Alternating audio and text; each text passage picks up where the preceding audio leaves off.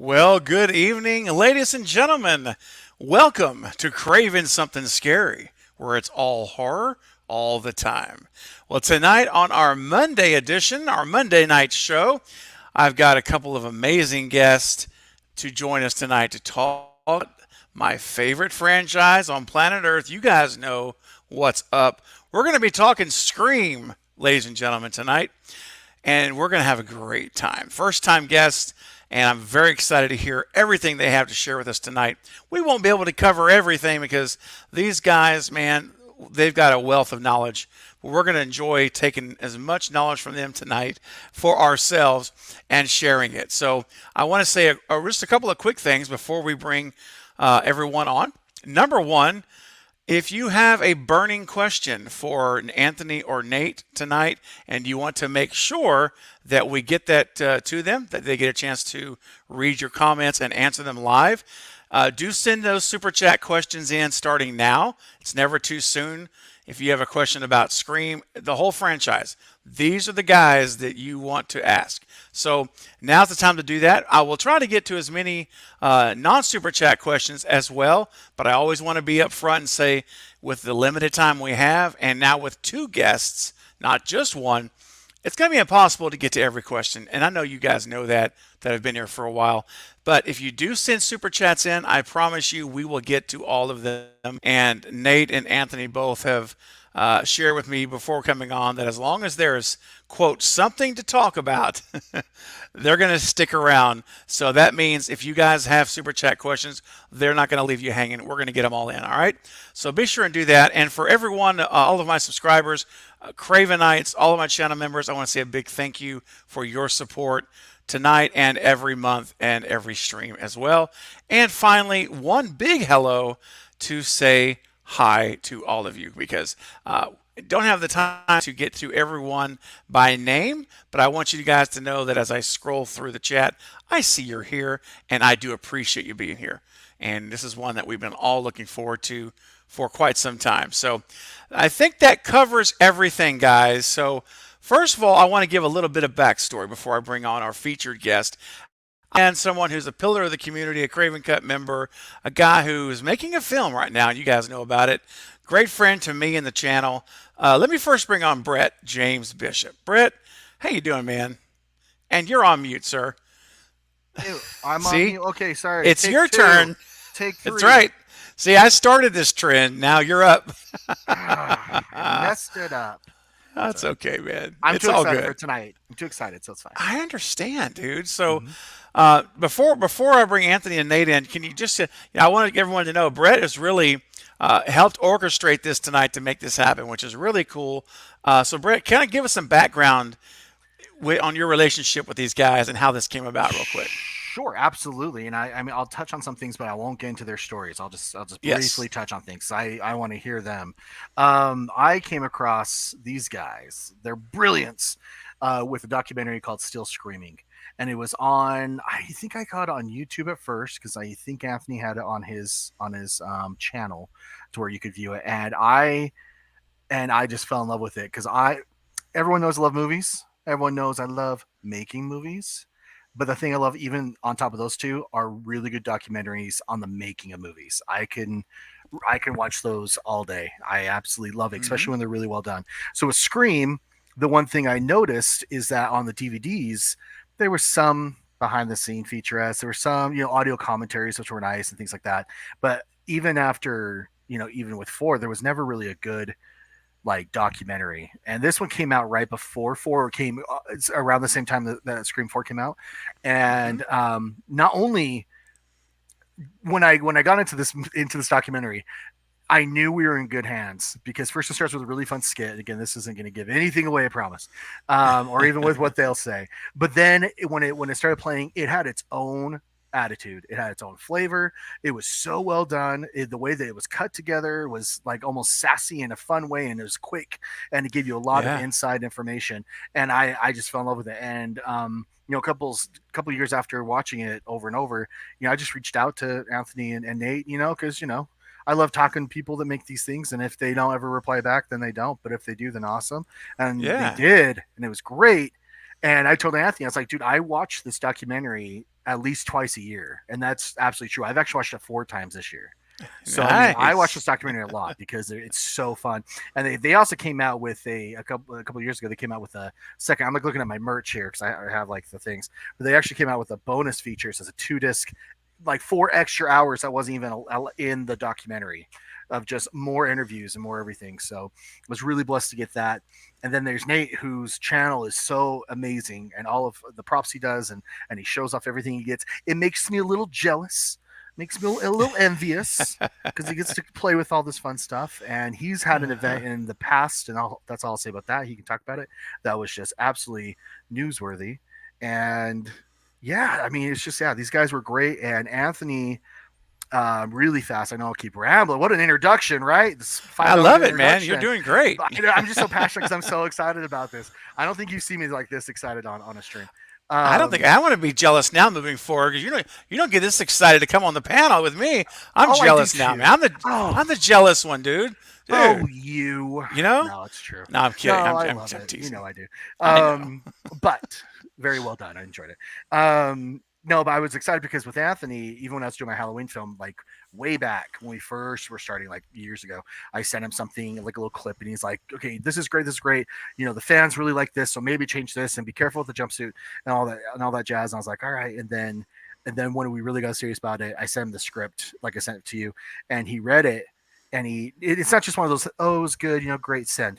It was like he actually read it and gave me back incredibly good feedback. And it was like the highlight of my day and my week and my month when he did it. And I went to my Aw. cast and I was like, Anthony Masi said this about the script and whatever. And so we've really incorporated a lot of his thoughts, and yeah, and I just appreciate both of them. Nate had to endure a couple of messages during the Scream 5 marketing because I thought Gail was going to be killed, and I was like, I know you can't tell me anything, but Okay. can you at least with your Okay. NDA tell me, was it her? Is she Hey, burning? Anyway, hey, Brett, I'm gonna stay for just a second. Don't you're forget good. your hot. That was I'm done. This is, you know what? I'm gonna stop making these guys be backstage Yeah, because bring them on. because this is too good, and I'm sure they'd like to interject in some of this too. So, guys, ladies and gentlemen in the chat, please welcome right now. Give a great round of applause in your homes, on your cars, at work. I don't care wherever you are, and let's welcome Mr. Anthony Massey and Nate Reagan to the stream. Welcome, guys. Yeah. Glad to have you. Sorry for my ramble, guys. I'm just too excited. I couldn't So keep you happy to be backstage here. anymore. I'm seeing you guys laughing. I'm like, you know what? I got to get them. Let's were go. they? Let's Okay, get them cool. in, man. Come on. So, Brett, you may continue your thoughts now. That sir. was it. That was honestly. Oh, that was now the you best thing. stopped, right? No, Oh, it I was. see. It was. I just wanted to give Nate and Anthony equal time, but no, it was Nate was the last one where I was when we saw in the trailer someone was burning, and I messaged him, and again I was like, you can't tell me, I know, but I know you're part of the production in some capacity. Is it Gail? Because I get stressed, and now I'm stressed for all the reason with another Oh. Scream movie, if she dies or not. So anyway, Man. Yeah, anything can happen at this point. There's no doubt. that's all I have to say. There's my praises.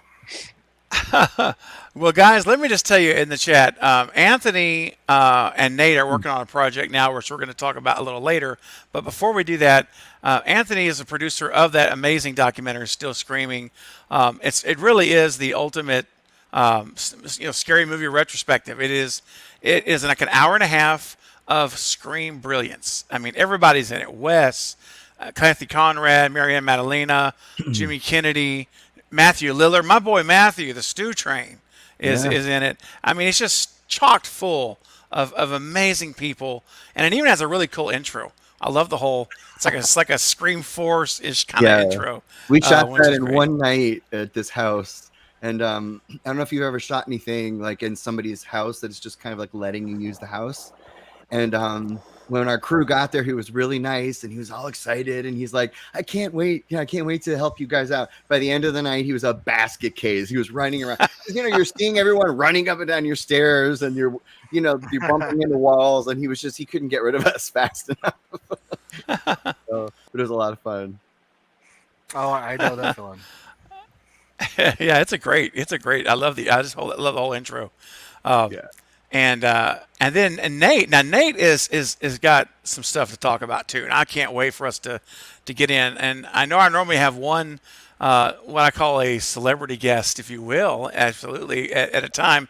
But tonight, I decided we're going crazy. We're doing a duo. We're just gonna, this is gonna be insanity I at its feel so best. freaking important right now. It's amazing. I was like, Oh, cool. you are, man. You are absolutely. You are. In fact, Well, Anthony the says, producers are always like behind the scenes, and like no one cares what we have to say. It's the directors and the "Oh, writers and all that. So I man, don't know. This is nice. no, Keep going, listen, Glenn. I'll keep listening. yeah, no, you're good, man. You're good." Um, And Anthony says, I feel like two worlds have just collided in the best way. Hi, Nate and Anthony. Great to see you on Ah, Craven's channel. I just finished the Still Screaming full doc. Amazing work. thank Yeah, you, Anthony. that's Awesome. so great. And while we're talking here, one of my moderators, Katie, popping the popcorn, already putting a link to Nate's channel in the live chat. Everyone, yes, please, guys, go and subscribe to Nate's channel. And we'll talk about Anthony. Will share with us some ways that you can get a hold of him as well and follow him. But Nate, you have some interesting stories. You're, oh man, which by the way just hit 1,000 subs. So golf clap, friend. That's a great accomplishment in the YouTube world. Man, watching the most recent one I watched was the Roman Bridger cell phone, the Scream 3 Hmm. phone. And let me say, Nate is an authority. And I say authority, he's a real authority, so much so that it's Scream 5, right? So Nate, let's just start here. Let's start here because I've been dying to talk about this. So Nate, tell us first of all, real quick, about your Scream journey. How did you get into becoming the ultimate authority basically on screen used items for Scream? Where to start? Obviously, uh, was a massive fan of the original Scream when it first came out. I saw it in theaters. Um, I mean, what can I say? It was just amazing. I was obsessed with it. Watched it constantly when it came out on video, and pretty much from day one, like everybody that saw it, they're like, "I want one of those masks. I want one of those costumes. Like, where can I get one? It's supposed to be a Halloween costume." The internet wasn't exactly as vast with information as it is today. So there was really there was no guide on like, oh, this is what the mask was and this is how you can get one. Mm-hmm. And eventually, obviously, Fun World released their own version of the costume. And right from the get go, I was like, this isn't right. This doesn't look like the costume from the movie. I want one that looks like in the movie. It doesn't look anything like it. It's not sparkly. And I just kind of became obsessed with that. Like, I need to have a costume. Why doesn't it look the same? And um, around the time that Scream 3 came out, Wes Craven had his website and he had a thing where you could send in a question and he would answer it. And I sent in a question about the costumes in the movie. Like, I was like, hey, why can't we get a costume that's just like the one in the movie? And Wes actually responded to my question, like on the website, and he basically said, What? because they're custom made and they cost about $750 a piece to make. And as like a 16-year-old kid, I was like, oh, like it was just like, oh, I see. So I'll never have one. That's great. Um, and then one day, long ago, right after Scream 3 came out, because I was constantly looking for Scream collectibles on eBay. And again, this is like ancient eBay, like 1999 eBay. It's like you'd be lucky to find a auction that actually had a picture with it. Um, there was an auction for a Scream 3 costume that said it was used in the movie and a mask and all this other stuff. It's like, oh my God, I have to have this. So I begged my parents and to let me bid on it. And I was like, this will be birthday, Christmas, whatever. And they agreed, and I bid on it and came to find out that the guy selling it was one of several stuntmen that worked on the movie, and he was allowed to keep Ah, everything and wow. ended up getting it. And so I had that for all these years and kind of was then obsessed with finding other stuff. And eventually, when it all goes back to the internet, I mean, when Facebook was a thing and it was becoming easier to contact people, I just started tracking down people that worked on the movie. on Facebook and asking them, did you keep anything? Do you have anything? And ended up becoming really good friends with the prop masters that worked on all 3 films at the time, and was able to get a whole bunch of stuff that way. And it just kind of took off from there pretty much. Wow. And so the Scream items that you've been able to obtain, like some of like the Roman phone, and can you just tell the audience about that? Because I could tell them, but I think that it would be even more awesome if it came from your mouth to their ears than mine. Because I'm very impressed with that, man. Yeah, so I was eventually able to get Roman's cell phone from Scream 3, which is a real working cell phone, and actually, because when they shoot these things and they're having people talk to Ghostface or as Ghostface or whatever, they're actually on the phone in these movies. They actually have Roger like talking, and they actually have.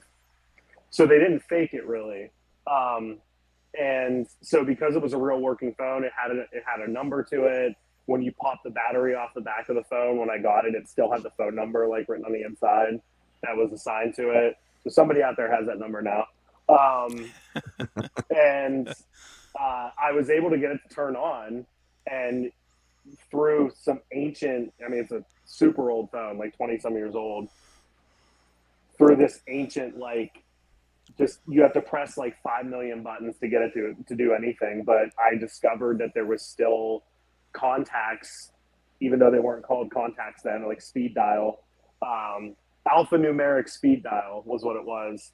They were still stored in the phone after all this time. So there was actually phone numbers in the phone that were labeled as like Dewey cell, Sid home, things like that. They were still saved in the phone after all these years. That's so cool. Wow. That's so awesome. How did that feel when you actually got to, after working on that thing for an hour of all these codes, trying to get it to work, and then Sid's cell or Sid's home comes up on the screen? What did you feel inside in that moment? It was crazy. I just felt like, I remember thinking I should try to document this somehow, but at the time when I first discovered it, I had no way of back when I got it, we weren't all carrying around iPhones, so I couldn't just easily take a picture of it. So it just became this thing where I was like, please, like, whatever I have to do, make sure this never erases. So just recently, actually, I was able to get it to turn on again, which was a battle in itself, and was finally able to document on video that those names and all that stuff is still stored in there. Oh man, I don't know, man. I think I would be so geek boy. I don't even know what I couldn't say. Like if I had that in my room, I'd be like, I can't. I couldn't stop looking at it. I don't know what I would do with that. It was so cool. That's awesome. And so let me ask you this: since having that, how long ago was it that you were able to obtain that Roman phone? How long has it been? Probably 10 years ago. I think I got it in 2011, maybe 11 years ago, something like that. Man, and let me ask you this: every time you've seen Scream 3 since having that, is there something even more special about the movie? Like when you see that phone, is it like the spidey senses all tingle? Like you know what I'm saying? Sure. It's one. They always say it's like one thing to own a prop for a movie, but it's another thing if you can actually, because they have multiples of everything.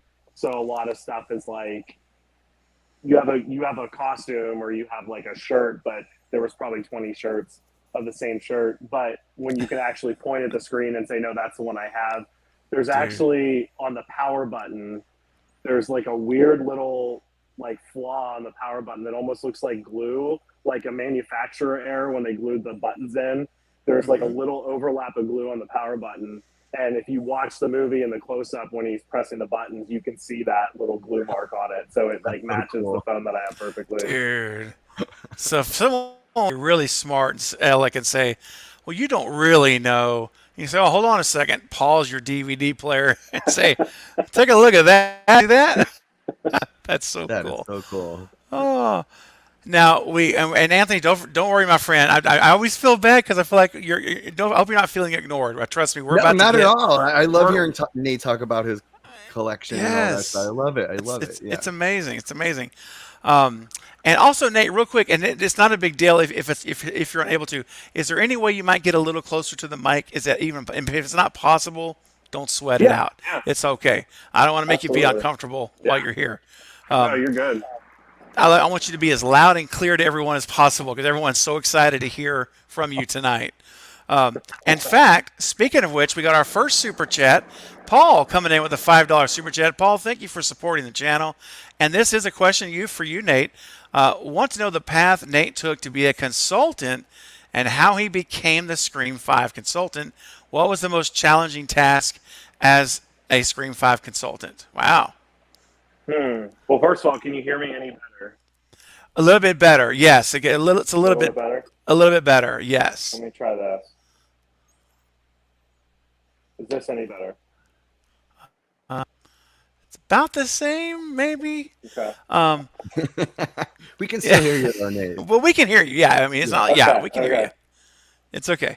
Everybody, just turn All your right. volume up at home if you need to. It's okay. I have my AirPods in. I figured it'd be loud enough. Let me try Yeah. it without the AirPods. Okay. Can you hear me at all now? No. Anything at all? Oh. Oh, Okay. wait. There better. we go. A little bit Say better. something again, Nate. Yeah, can you hear me? Much better. I think it's better. Yeah. Much better? All right, Yes. we'll do it without the AirPods then. Okay. Yeah. All right, so the question. Sorry. Let's So, see.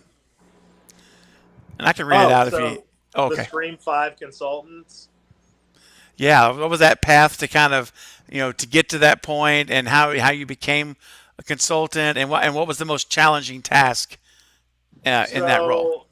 So the path was really when they announced that they were doing the movie, we weren't really sure because, obviously Wes had passed, so there were new directors, and we weren't sure if they were going to try to include, because Wes used a lot of the same people in his movies, and especially the Scream series. I mean, it had a lot of people behind the scenes for all of them. So we weren't sure if they were going to reach out to anybody originally attached. They really didn't.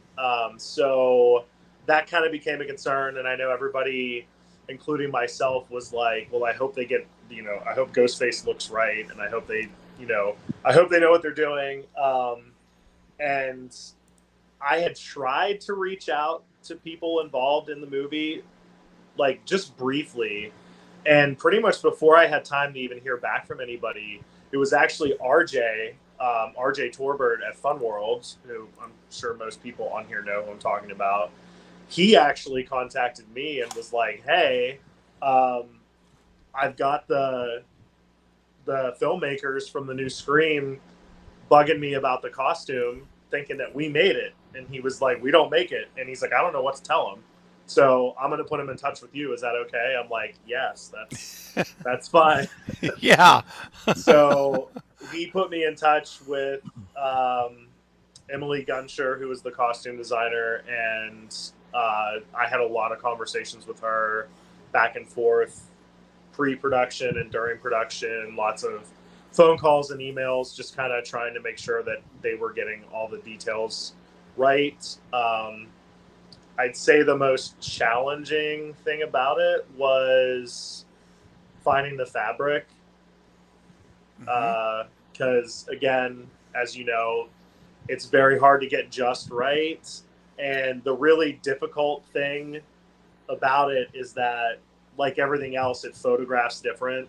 So it might look awesome in person. I might have a swatch sent to me where I'm like, oh, this is definitely it. But then it doesn't photograph right. It's too sparkly, or it's not sparkly enough. So that was a challenge, to find a fabric that wasn't way too sparkly, and just kind of had a subtle shimmer like the original movie. So that was probably the most challenging part. Wow. And so when you found this, I mean, I'm sure it's not something you don't just walk into Hobby Lobby or, into Michael's and just score, right? Like right on the first shot. Yeah, actually, Emily had sent quite a few samples to me to compare to what I had and the references that I had. And I don't remember the name of the fabric, but what I do remember was that it came from France and it was super expensive and Wow. kind of like history repeating itself. They no longer made it anymore. So she bought all they had and that's it. Just like the original movie. It was like, oh, we bought everything they had and they don't make it anymore. Wow.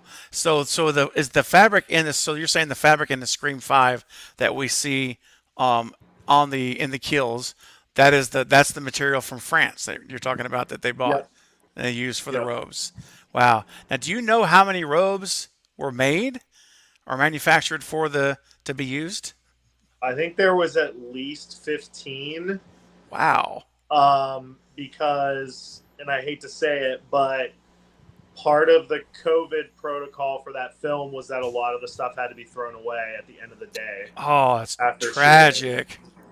They threw away robes, they threw away wardrobe, they threw away masks, especially masks because it's Wow. right on their face. So they would Yeah. literally, they would modify and put all this time into making like a hero mask look perfect, and they'd shoot with it for a day, and at the end of the day, they'd cut it up and throw it in the garbage. Oh, Oh my god. that hurts. That hurts, dude.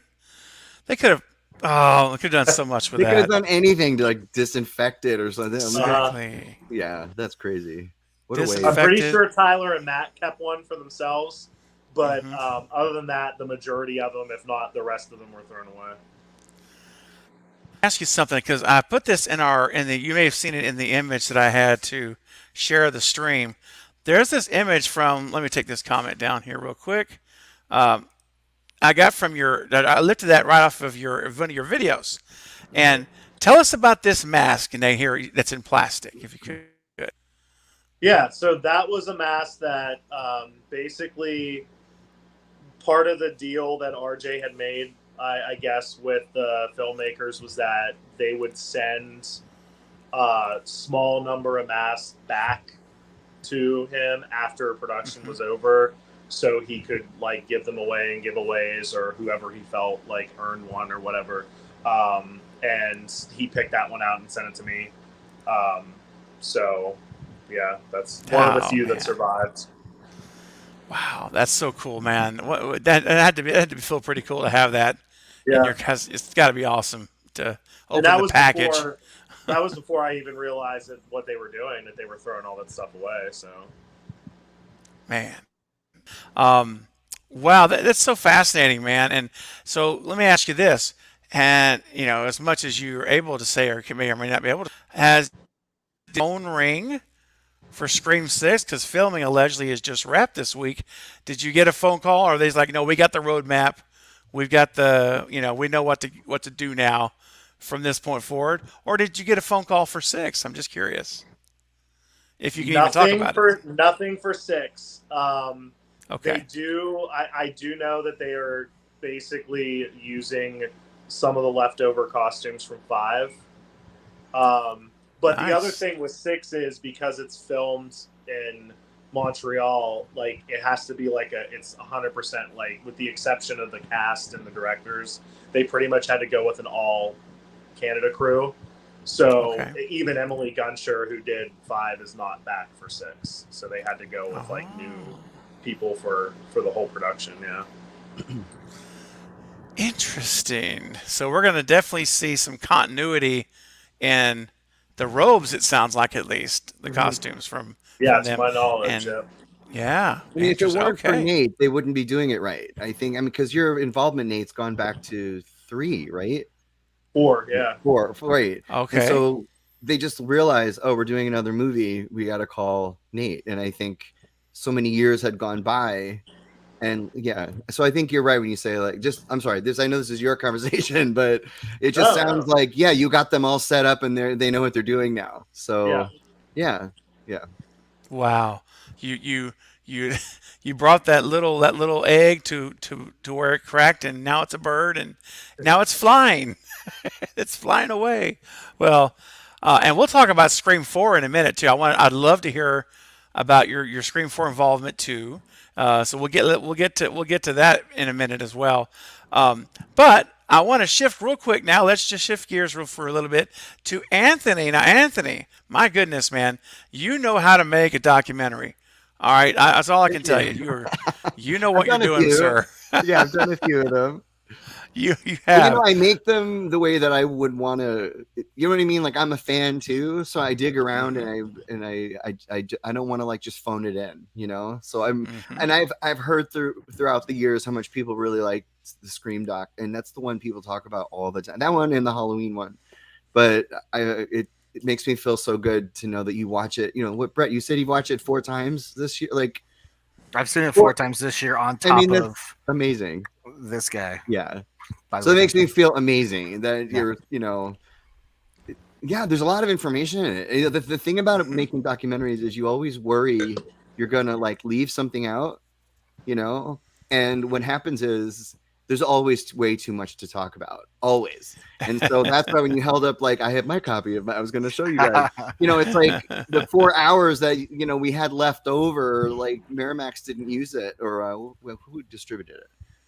When Miramax put out the DVD or the Blu-ray, they didn't put any of the bonus features, and it killed me because I was like, oh, there's so many good stories, and there's always stuff you can't put into the documentary. And so when we released that a couple years ago, I owned the rights to all of that because I only licensed the cut of the actual documentary to Miramax. So I had all this footage just sitting on a hard drive on my desk for a long time, and I was like, you know what, it's time to put it together, get it out there. And so I'm getting. I think I was emailing Anthony daily, being like, somebody else just asked about the bonus features. Right. Somebody else just asked if we're ever going to see the bonus features. Yeah. And I think it's Wes's last Scream interview. He did the interview right here in this room when I moved into my house. Wow. You know what it's like having Wes Craven knocked on my door over here.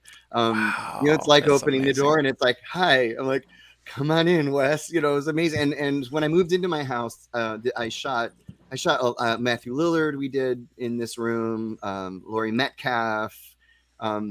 It's just it's my office now, but we draped it in black. And the director Ryan Turk and we created we called it Arts and Crafts Day. So we went and we bought vinyl. We went to Spirit Halloween and bought like this big bobblehead, ghostface that's in my garage. And we just started creating, I don't know, we were just like creating a set. And so Wes, he went upstairs into my kitchen and we had the makeup and all that. And I had bought like $200 worth of food, like to put it on my counter. Nate always laughs at the story because like I bought like shrimp and like I had food, right? And he Craft goes, services. Right, that's what I was like. It's Wes Craven. He's gonna want to eat something, and he just walked right by it, and then walked right when I was like, I didn't eat a goddamn thing. He just literally. But it was really, really, really cool to have him here, and I never knew Wes like as a friend or anything like that, and but it was amazing to just spend a couple of hours with him, and there's a thing about him, as you probably have mentioned on this show a lot. There's just this magical thing that people just gravitate towards. He's just a very captivating person, and so I was very lucky to work with him. And we got most people. I mean, we didn't get Courtney Cox, we didn't get Drew Barrymore, although I had worked with Drew later with her company a couple of years after that. She wanted to do the interview, but she was filming some Adam Sandler movie or something, and she was like in Iceland, or I don't know where the hell she was, somewhere really far. And Ryan and I were like, we will go anywhere just for 5 minutes to interview her. And then they said she came back and said, well, I really am invested in my character and I don't want to be talking about Scream or something like that. But in a documentary like this, you don't get everybody, you try. Yeah. In Paranormal Activity, we got, I think we got pretty much everyone. Yeah. Maybe except one or Spielberg. That was the only one that we. Spielberg, right? There's a great Spielberg story, but that's another franchise. But yeah, so yeah, Still Screaming is a really good memory. I had great experience, and it was a very, very small team, and that's how Nate and I met. So when I was doing my documentary, Nate emailed me and said, "Hey, I'm a collector," and I was like, "Great, I want a footage of all your collection." And then he filmed it, and that's how we met. And we didn't meet in person until 2018.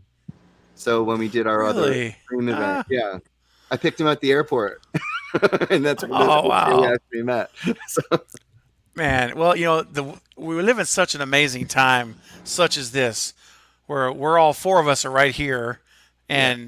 and like in our own living rooms together, hanging out. I mean, this Yeah. is such an incredible thing. So you can know someone, have a relationship regularly with them, and never actually see them and, Yeah. and shake their hand for years. Hmm. Wow, that's fantastic. So, Anthony, just to give the folks a little bit of background on you, tell us about kind of your personal journey and passion for filmmaking, and what is it that brought you to the place where you're getting the opportunity to make this interview and have Wes Craven in your Yeah. room right behind you. That's just insane. You don't just wake up one day and call Wes Craven.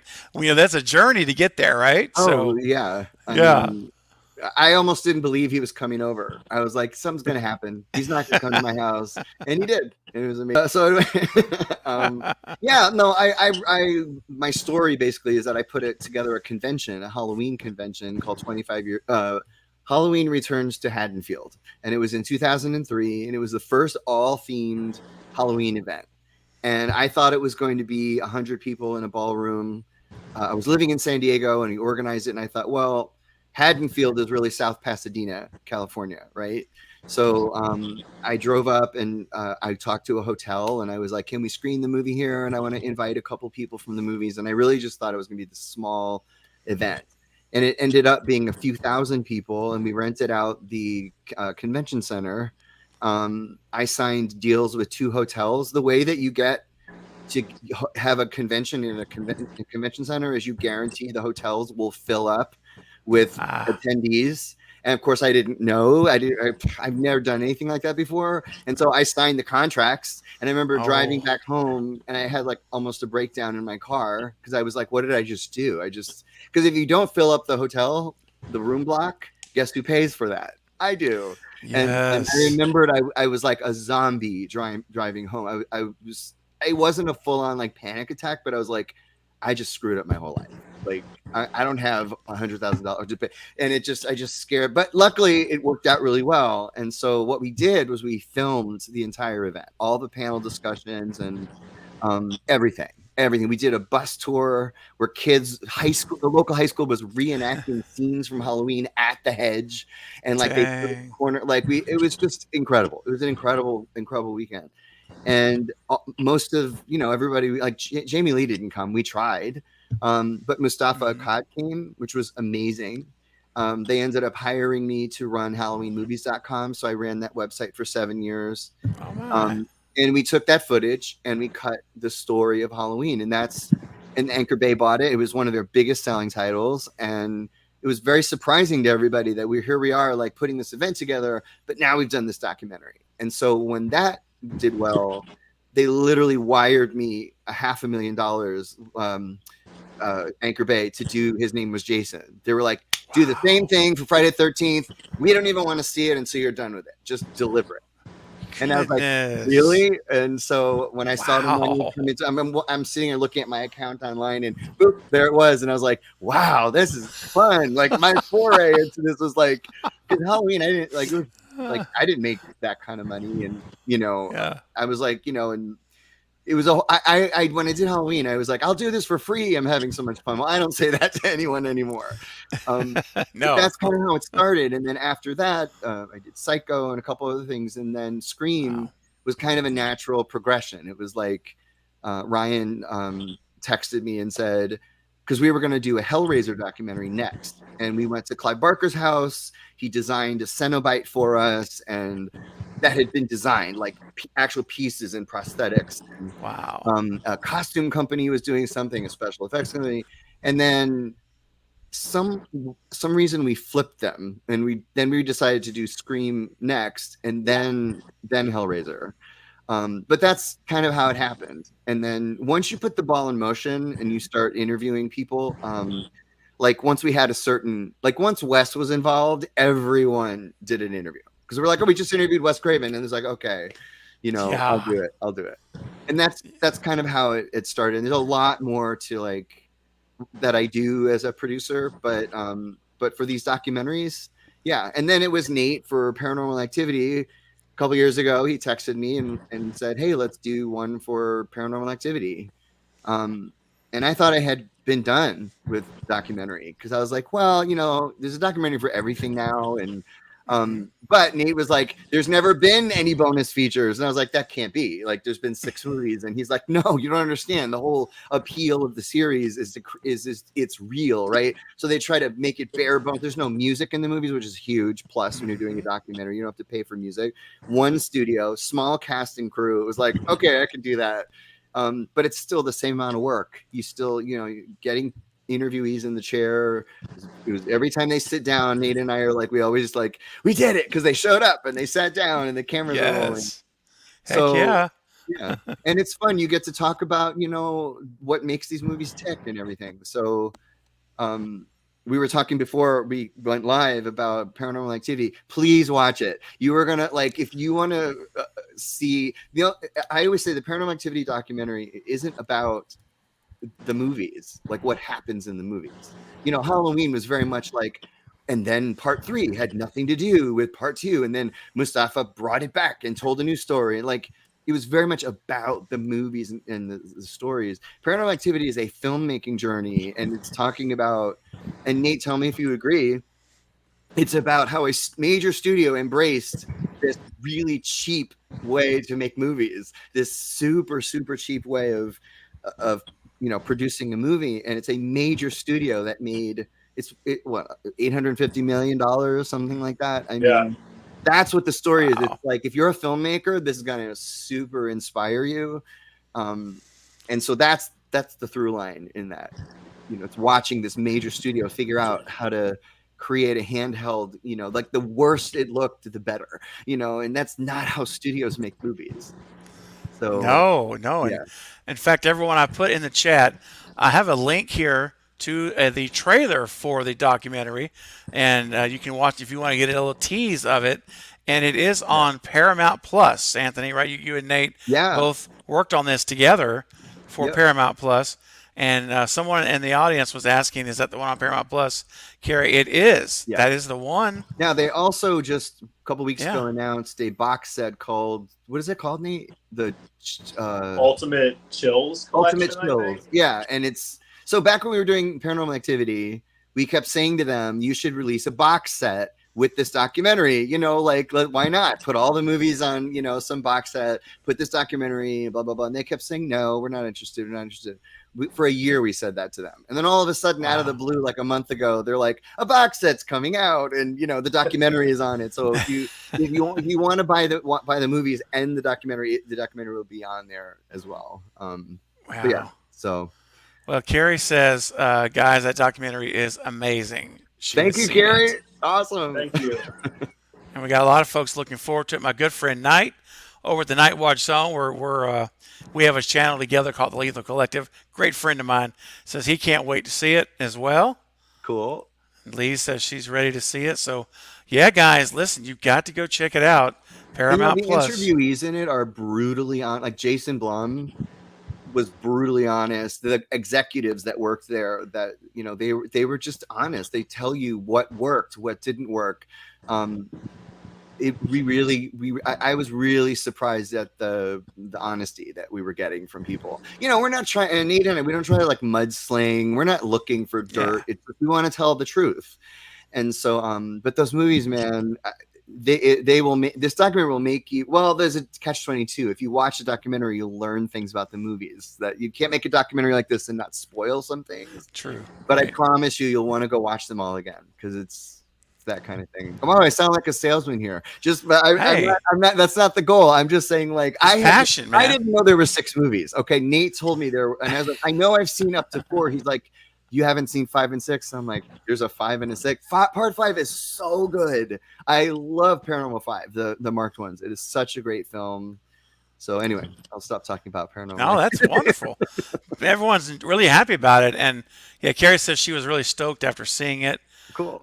And just, I'm so glad people are able to see your passions about this, because, Brett, not about, you guys and your passion and all this all day long, but it's a whole nother story when people can see Anthony, your genuine excitement just now, like Oh, just I'm overflowing. Italian, so I I move mean, my it's hands everywhere. oh, it's great. But I'm not and Nate, excited. I'm Italian. What the hell? okay, hey man, whatever it is, it's passion. I can tell you that, and it's Yeah, very obvious. yeah. And uh, I feel it. I'm feeling your energies through this stream tonight when you were talking about stuff, and it's infectious, and I'm glad that folks can see that because that's also the way you do your work.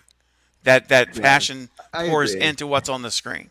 Absolutely, So I appreciate that. That's a nice compliment, and I yeah, am. I am. That's you have to be passionate to be a filmmaker. Brett knows this, right? yeah, You got to be passionate.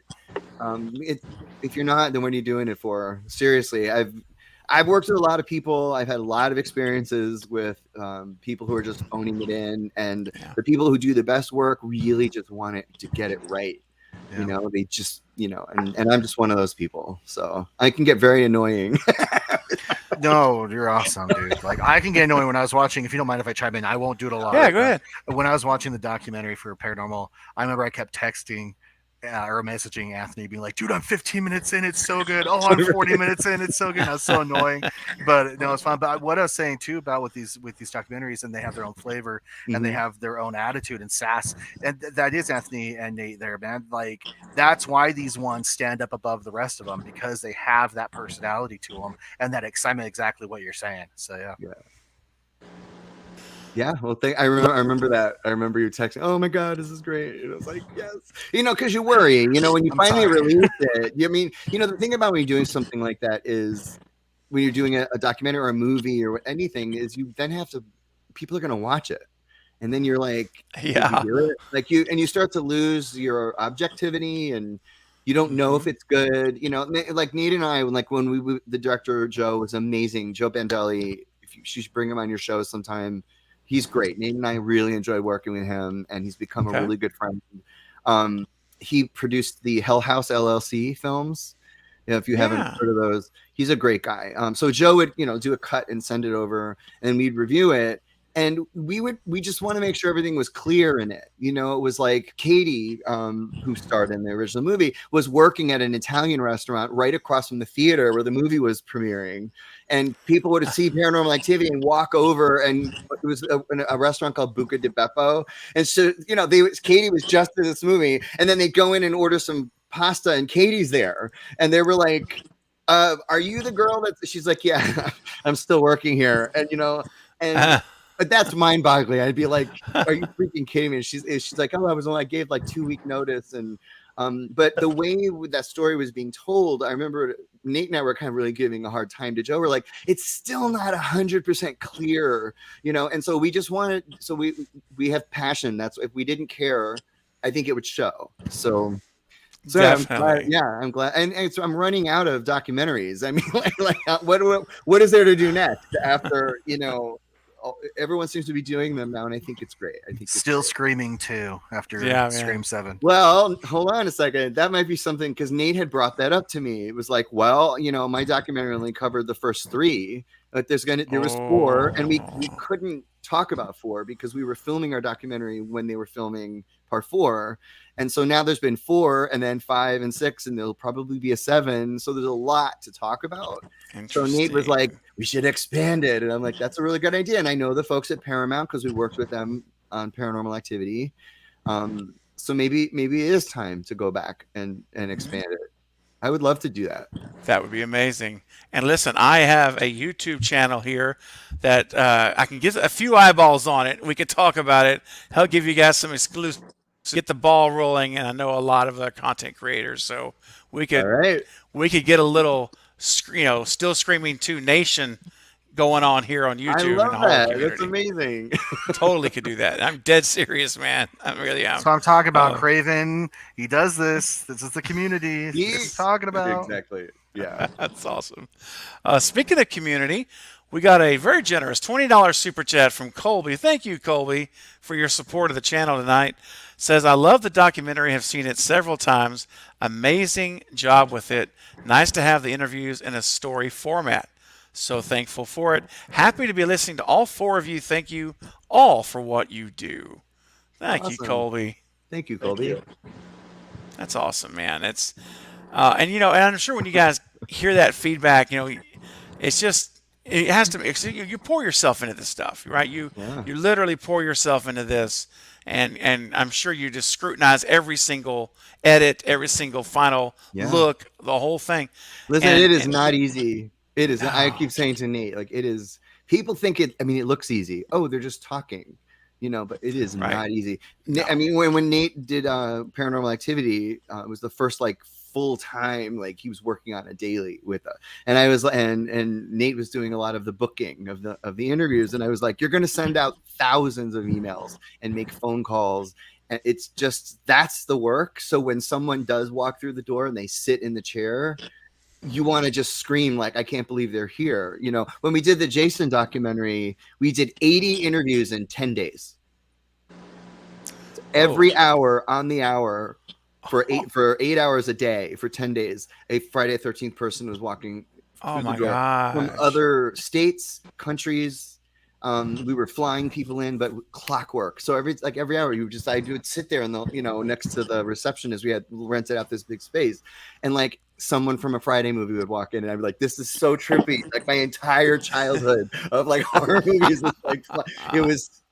Bonnie Hellman walked in, and I was like the banana chick, and like it was just So when you start to see it snowballing and people are excited, and all the Jasons are walking in, and you're like, oh my oh, God, I don't want to do anything else. I don't want to do anything else with my life. That's how it feels. And I so, remember Anthony always told me, and it proved true, especially with Paranormal Activity documentary. He was like, anytime I'm getting ready to start a new documentary, I know that whatever that subject is, that's my life every day for at least a year, if not more. And he was like, so I'm just warning you, be prepared for Paranormal Activity to be your entire life right. for the next year or two. And I'm like, all right. He was not joking at all. I'm like, you will get sick of it. Yeah, he was like, your whole life is going to be that movie, that series, oh until it's man, done. Yeah. So when I see a lot of other people, make like an It documentary and this documentary, that documentary, and it's just like, I know how hard it is. And and it's harder when you first do one, so like, for instance, I'll just tell you, like when we did Paranormal Activity, there's I always say this, and I've said this in other podcasts, but in Hollywood, it's like you have to answer two questions primarily. I've learned when you're and I've told this to Nate many times. It's like you have to answer why you. Why should I work with you? You know, um, well, for me, I'm like, I've done horror documentaries before, so it's like I could. And so when we went to we met all these people from Paramount. They brought us into this huge room because we had started making the documentary before we had a deal. And my company does that typically. I would just start making it and then find the deal later. It's much easier that way.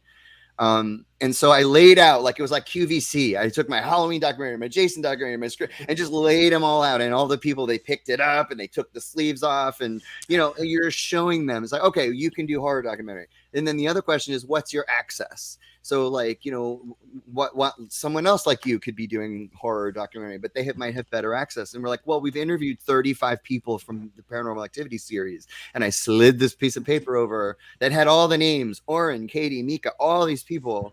And they're like, wait, you've done these documentaries? And we were like, these interviews were like, yeah. And they go, okay.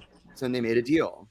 And wow, so that's kind of like also what you're dealing with. So if somebody just decides, I'm going to do a documentary on, I don't know, Happy Birthday to Me or something like that, and you've never done one before, you're kind of starting from a place of, well, who are you? And it's very frustrating. And so I've just been very fortunate that I'm able to sort of get through that quicker.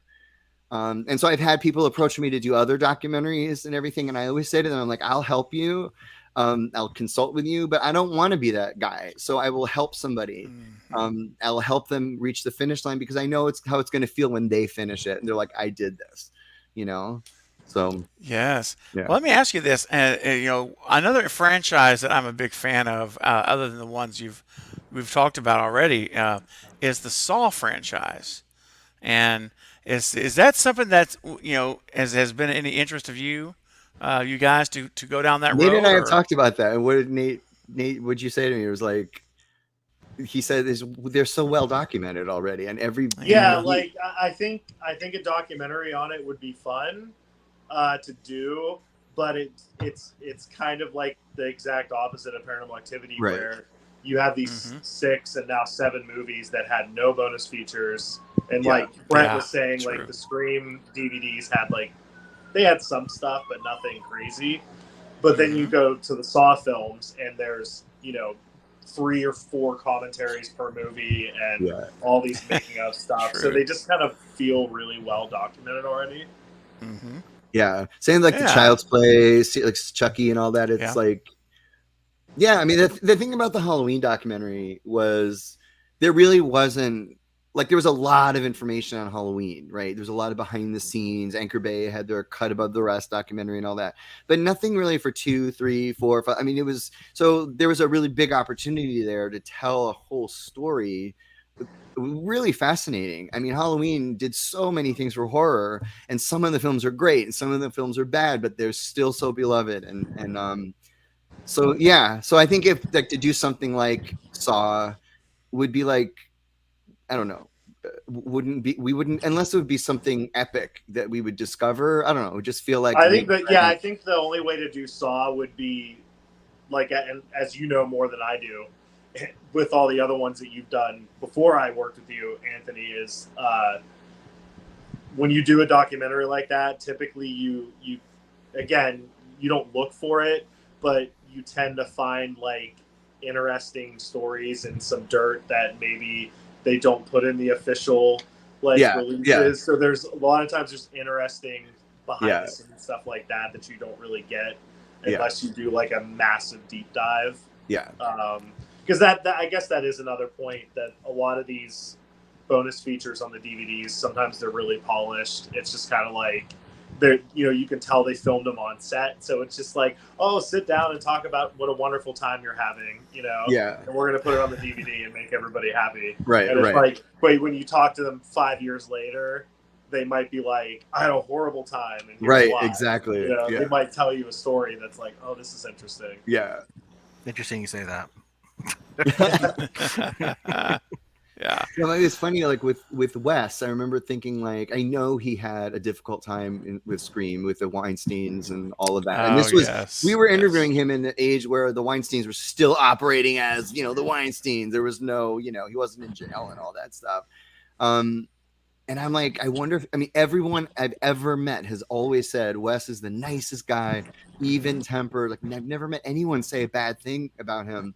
And so I was just wondering when we were doing the interview, like, is he going to actually give us something behind the scenes? And that one thing, and it's in the documentary, is when Scream 2, the opening scene for Scream 2 was leaked online and they had to ditch it. He looks at the camera and he said, no one will ever see it now because of you little pencil dick. And he's looking at who he's talking to, somebody that nobody knows who it is. And he's looking straight at the camera. And I remember everyone in the room was like, he got pissed. And I could tell that it wasn't because of any other reason than he thought those pages Kevin wrote were great. And it got fucked up by some jerk who published them, That's right. So whoever leaked it, just a shame. It's and Wes's all of the films 2 and 3 and 4 it was a struggle with the Weinsteins. They were always. I'm thinking to myself, you've got Wes Craven. This is not a first time director who's just getting his first gig. This is a master. Let me tell you something. So master of it. Let me tell you, I was talking to Patrick Lussier. Patrick. Mm-hmm. Okay. Oh yes. And I'm not I know Patrick, but I'm not friends or anything like that. And he said, this astounded me. And it's literally dealing with what you just said. He was filming the opening of Scream, right? And they were sending in, dailies and everything. They sent him what was called a kill tape, which was other Weinstein movies of other directors filming kill scenes from their own movies, right?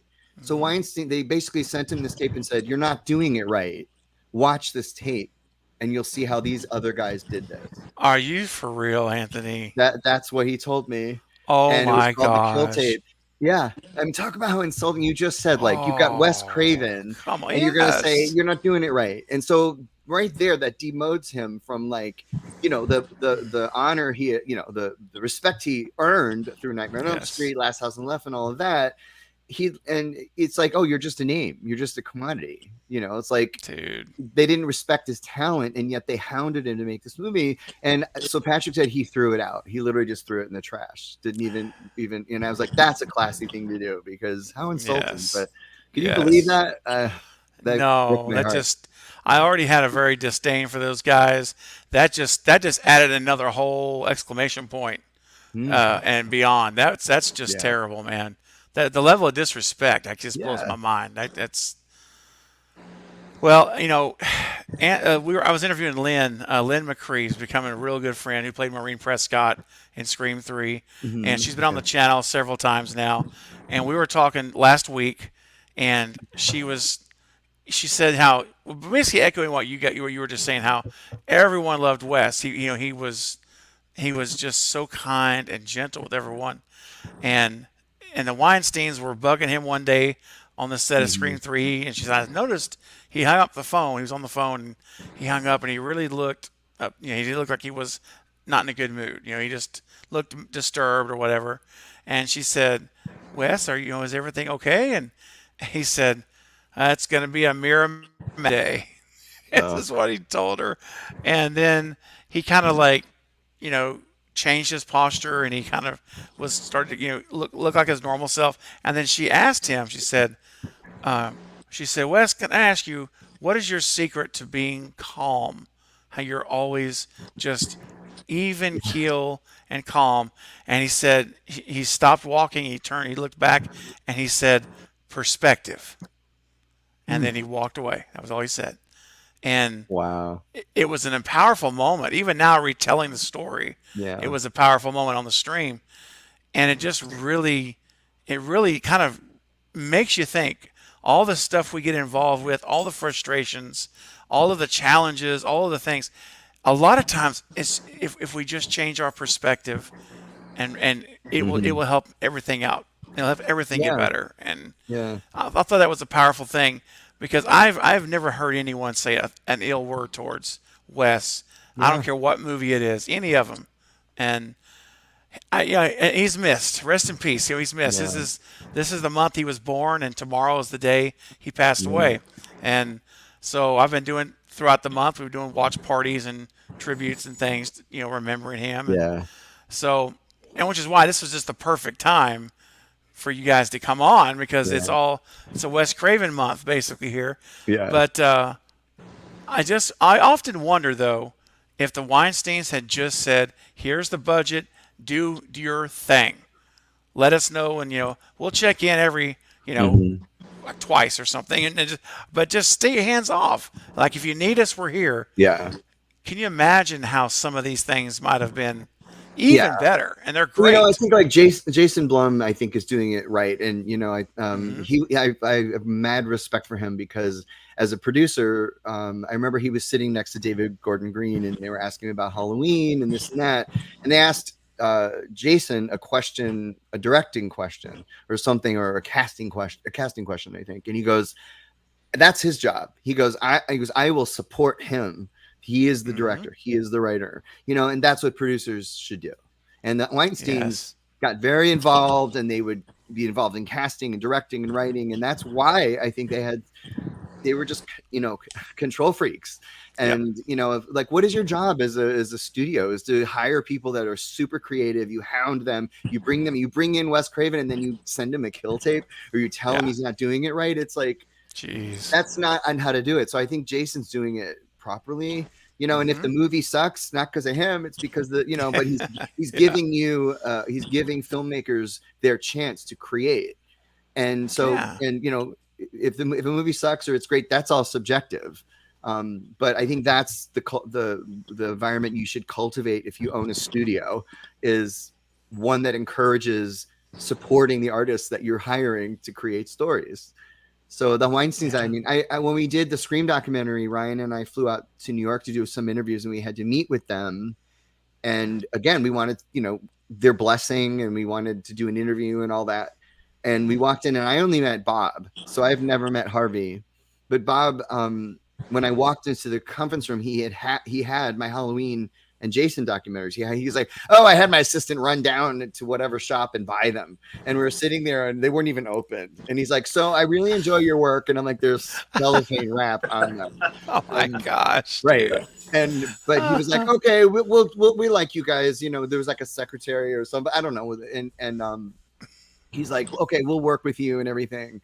But I was scared I was gonna get something thrown at me. You know, you hear all these stories, and but yeah, I didn't know them, but everybody who I knew that either knew them or worked with them, they're like such assholes. Like no one ever. So Wes was like, I always wondered how he operated in that kind of an environment because he had perspective, you know, and he was able to like not be driven crazy in this type of environment. And it's fascinating that he like led by example. He never let it get to him, at least from what I know. No one's ever said Wes exploded on set. Like I've never heard anyone say. Yeah. So. Nope. No. Yeah. And then the whole Curse. I don't know if you're familiar with the film Cursed. That was just, I mean, he was 70% done, and the Weinstein said, no, we don't like it. Recast 2 characters and restart over, reshoot. Had to start the whole movie. It took 2 years to make that movie. And so, you know, it just goes to show, though, that even with all of that meddling, if you will, Wes was still able to make what I consider to be amazing films. They're all really great. Scream, for example, my favorite franchise. I love the first 4, all of them, and I think that, you know, I don't watch them and think about, oh, what could have been. I sometimes think about that every now and then, but I really think about how amazing this is and what a gift we have to have these Wes films and thankful. And you know, it's just a shame that. And I know I'm kind of getting a little bit off topic, but it's going to try to transition to go back to Nate for a second, because with Scream 4, I felt it was the most poorly marketed film that I had probably, to this day, have seen by a major studio. I mean, I really put the lack of box office success more on the Weinsteins than I do anything else, because I didn't see any marketing. I didn't know it was out until it was already in theaters. And I'm like, there's a Scream movie. I was like, are you kidding me? So I immediately went and watched it. But it just, and I would talk to other people, and they're like, I don't know whether there's a Scream movie out. So it was just, I feel like they didn't spend $1 on it. They're resting on their laurels of the name, and they thought that would be enough. But can you guys imagine, though, and this is what I want to ask you guys both, and then I want to talk to you about 4. What can you imagine in your imagination? What would have happened had that movie been financially successful? I still love it. It's my second favorite Scream film, by the way. But if it had made the box office success, and we would have gotten 2 more Wes Craven Screams, would have had 6 Craven Scream films.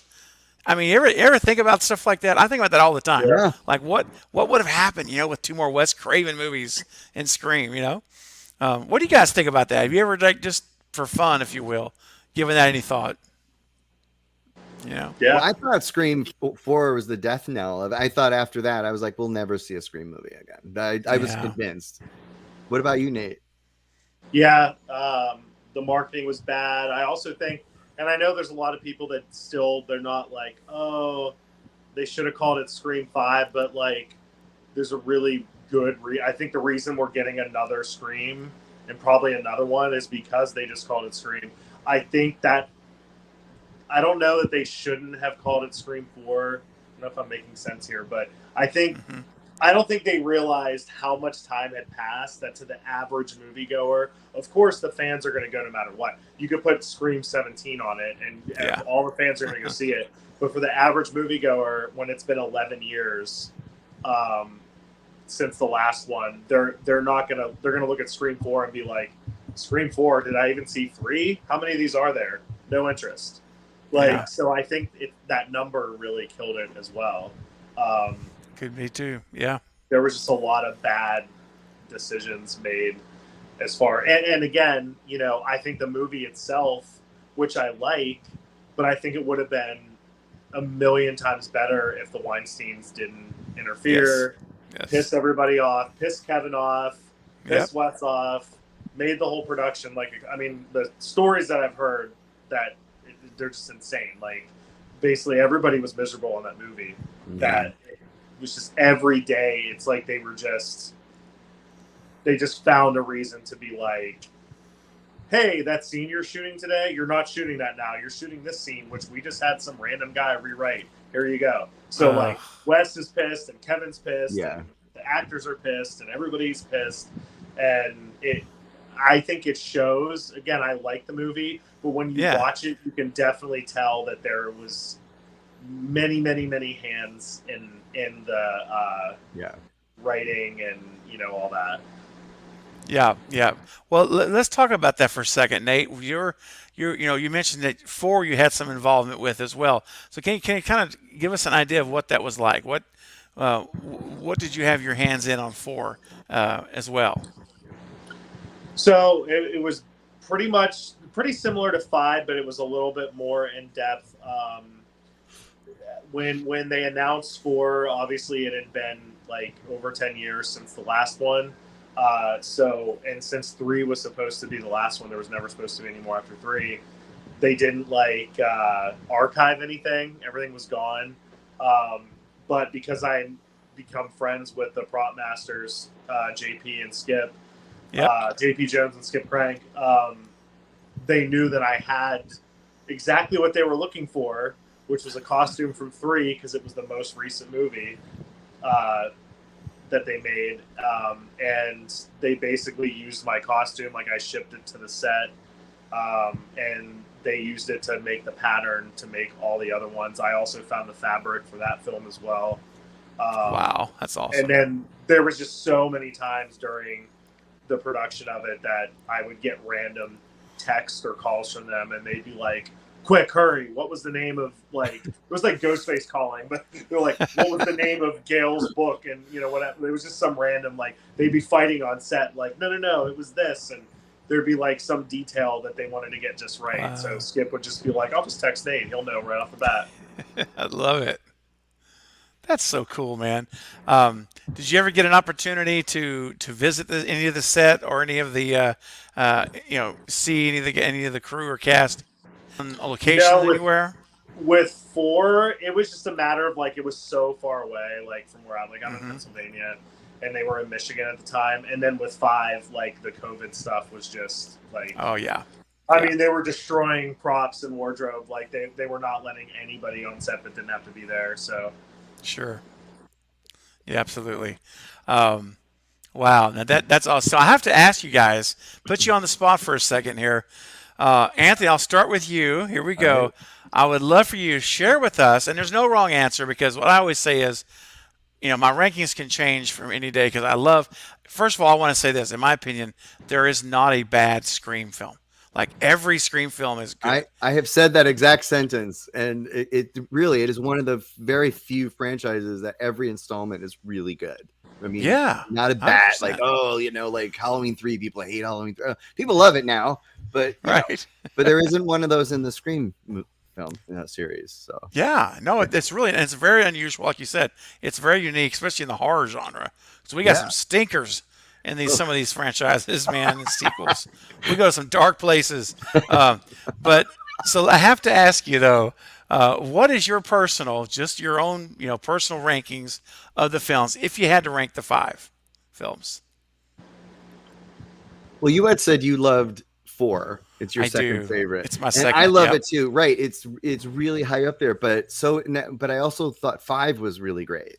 And I remember leaving the theater and going, I don't know which one I like more, but I do think I like 4 more than 5. So I would do 1. Obviously, I could watch 1 over and over. Oh yeah. I think 3 is my least favorite, but I still love it. Mm-hmm. So it's 1, 4, 5, 2, 3.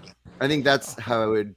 It's what I would want to watch. I love Halloween 5 and Halloween 4, and you could objectively say Halloween 4 is a better film than Halloween 5, but I tend to watch Halloween 5 more. So when you ask me that question, it's well, what would I want to watch more than the other? So I love part 2, but I tend to watch 4 more than 2. So that would be my. What about? I'm dying to hear Nate. I don't think I've asked you that, Nate.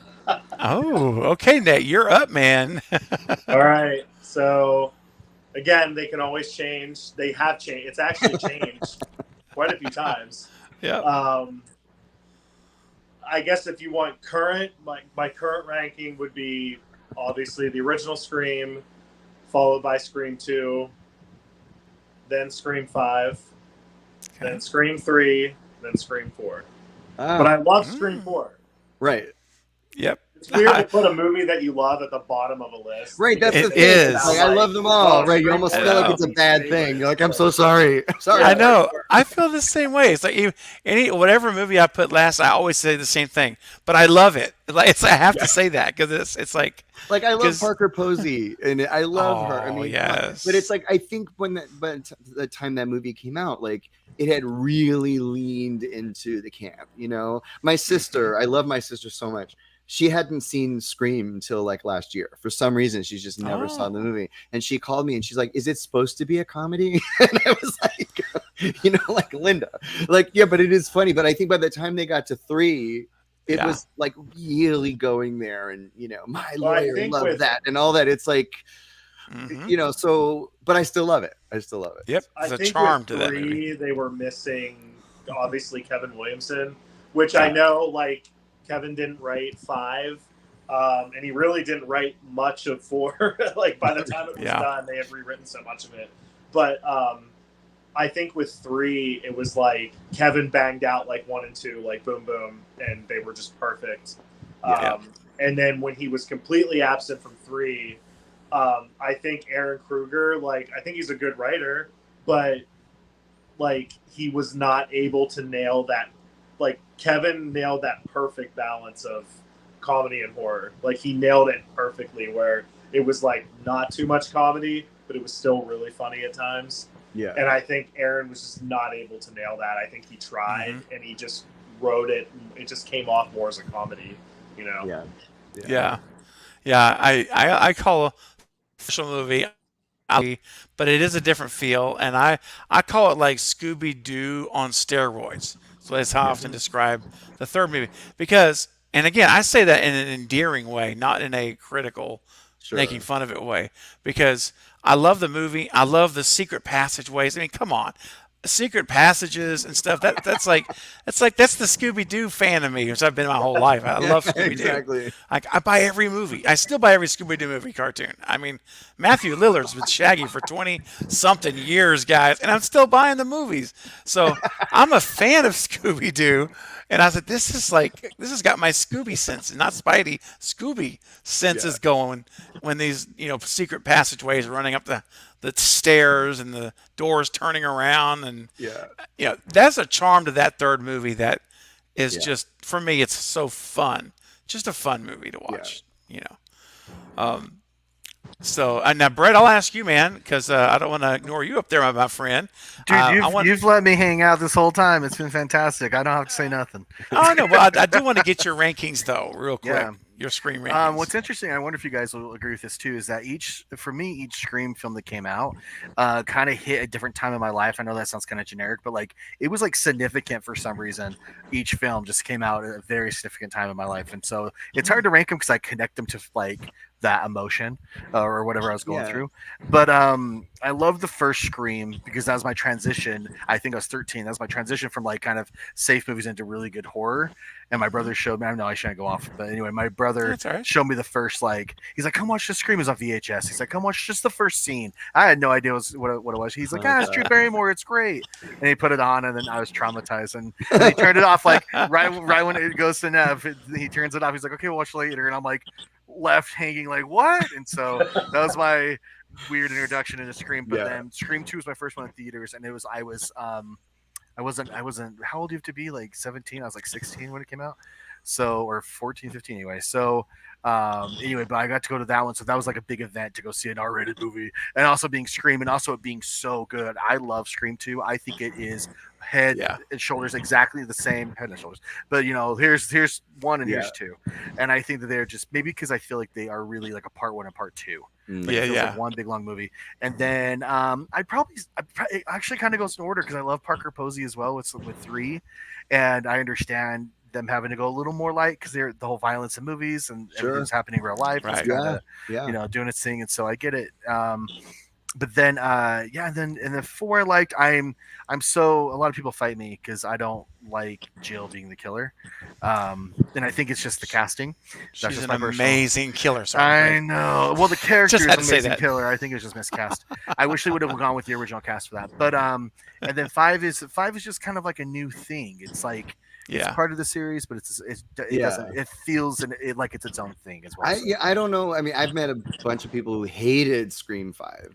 And I left going, that was so great. Like, I don't understand. And I've seen it a few times. I mean, a bunch of times now. I just thought it was great. I mean, so I was really surprised. I have a really good friend that just hated it, and he's a huge Scream fan. Did and he I'm like, hate the whole thing, or was it the just whole the thing? He's like, motive? from beginning to end, I didn't like the twist. I didn't like this. I didn't like. I don't know. I don't. I was like, did we see the same movie? You know, I think generally in a movie, you're like when you said there are some stinkers, like Friday 5. You know, like I think we collectively agree there's a lot missing there, but I still love Friday 5. But I was surprised by that. I thought it was extremely well written. I thought that they were very clever. I loved all the flashbacks with Skeet and everything, but people hated them, and I thought, no, I love that. I don't know. So I don't know, you guys. If you must have talked about it. It took me some time to get on board with the motive. I thought it was a little weak what the motive was. Okay, but then I started really getting into Halloween myself. I started seeing how toxic and how crazy some people can be. So then it kind of over time, we're on a YouTube channel. Learned to like it. Right. Yeah, exactly. Yeah, you Trust take it me. away. It's a very real thing. I did feel a little deceived by the trailer though, because I thought, like, when Dewey says this one feels different, I thought, oh, there's gonna have some huge surprise and everything. Yes. And they kind of didn't. So I was like, oh, it's these No. guys. All right. But I think I was a little let down by that. And also when Nate texted me, he's like, you were like, why is there a freaking basement in Stu's house? You know, Hitler. Like, we're like, you're right. Like the whole things. And they I'm answered that. They answered that in the commentary. Wait, what? Why? Why is there a basement? They said that it was originally supposed to be the garage, and they changed it to a basement because they were trying to hold out on the reveal that it was Stu's house for as long as possible.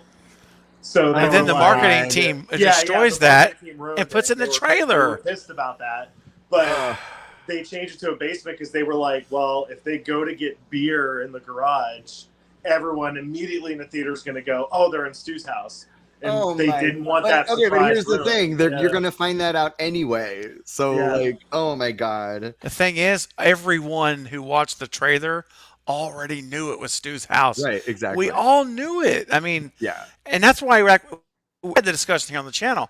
It's like they're making the movie, like if you're watching it and you don't know anything, they're building it up like it's this big, shocking reveal. Yeah. But like, we already, there's no surprise to it. We all know it's there, and that's the marketing team. Yeah. Whoever built that trailer, they really should be reassigned to a different job because it was horrible. I hate to sound critical, but they revealed the killers because one thing I do here on the channel is when I get a trailer, I scrutinize. I go frame by frame by frame. Oh yeah, I slow everything down to quarter speed. And man, I tear it apart by scene by scene, and I do a little bit of video editing. It's kind of what I do, as you guys know here on the channel. So I'm not saying I'm an expert, at any of this, but I know enough about editing that you can crop images up, down, sides on your videos. You guys know that. Sure. So there's one scene in the trailer where it shows Sam coming down with the knife, and they show the shoulder and the bottom hairline of Richie. Oh, my God. It's right on the trailer. And then they have Amber being burned in the kitchen, and when you slow that down, you see it's her long sleeve shirt with the floral pattern. It's her rings that she's wearing in another. It's all there. They revealed the killers. Wow, that's just really sloppy. It's terrible. And I'm like, look, I'm no expert, but I know this, guys. You can crop up a quarter of an inch on the bottom of that frame, and you see her stabbing, but you can't see who. They could have eliminated you could clean that up. And look what they did with like the Spider-Man trailer. Like they literally digitally removed the other Spider-Man to keep it a secret. Yeah. Like I'm not saying people still weren't able to figure it out, but still they took the time to go, well, no. That's We've gonna kept reveal the secret this long. we're gonna go in and we're literally gonna digitally remove anything But it we don't kept want the people to see. anticipation alive. It kept the Yeah. anticipation alive, Yeah. which True. You know, I have not seen the Halloween Ends trailer.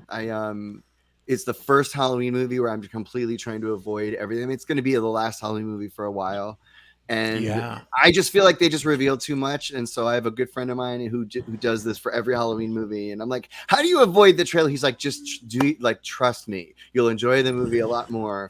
And so, because then when you say, oh, I scrutinize, I'm like, that could very easily be me with the new. Oh yeah.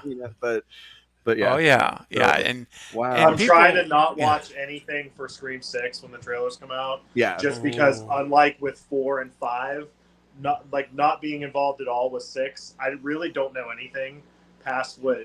I mean, Yeah. you guys might know more than me because I try to stay away from anybody that's like, oh, set leak photos or spoiled. Right. Oh. But like, obviously, I obviously watched the trailers for 4 because I pretty much knew everything about 4 with the exception of who the killers were. I had an idea, I was never told, but literally before they started shooting, I was basically given like a breakdown from like beginning to end of what the movie was going to be. So I knew everything but the killers in 4, and then with 5, I was told enough that I felt confident watching the trailer, but to not know anything about 6, I'm trying to avoid it. So hopefully, we'll see if I can. Well, I won't say much then. I was gonna kind of merge us in a minute here as we start to wrap up because I don't want to keep you guys too late. You guys are being so generous with your time. I was gonna touch on 6, but I don't want to say anything that's going to potentially ruin that experience for you, Nate. So I won't, because I know a thing or two. I know it takes place in New York City, and that's about okay. That Okay. I know. Okay. Yeah. All right, you guys. That's the big thing I was going to ask you was I if love what that. you thought about the New York there was setting. a fan poster of like the building. I was like, this is the greatest poster ever. I love that. I love the whole New York thing. I think that's a smart thing for sure. Yeah, I think it's a welcome change because I know I mean, obviously they all haven't taken place in Woodsboro, but it's like we've already had 3 out of 5 movies take place in Woodsboro. Then we had the second one takes place in like a small little, college community. I think it would be interesting to see it like literally take place in a city, like in a major city. I welcome the change of setting. Such potential, right? Because you got subways, you've got skyscrapers, you've got alleyways, just so much opportunity to do things. And it's a place Ghostface could operate. I mean, I feel like it's a good setting for that character. Yes. Yeah, New totally. York. Perfect. And hopefully, Anthony, characters. Like, can we get 3 Ghostface killers, please? I would love finally. That. Yeah, I would love that so Jeez. much. Yeah. Or at the very least, 2 in a mastermind. So it's still like 3 people. At least that. Yeah. But man, I would love that. So I need to ask you guys now. There's something that I don't know about, and I'm excited to see what you guys can share and what you're able to share. But can you let us here, because we've got over 50 people here that are watching the stream, and what can you tell us about Scream? Scream Comes Home. Tell us? Well, this was an event we put on a couple years ago.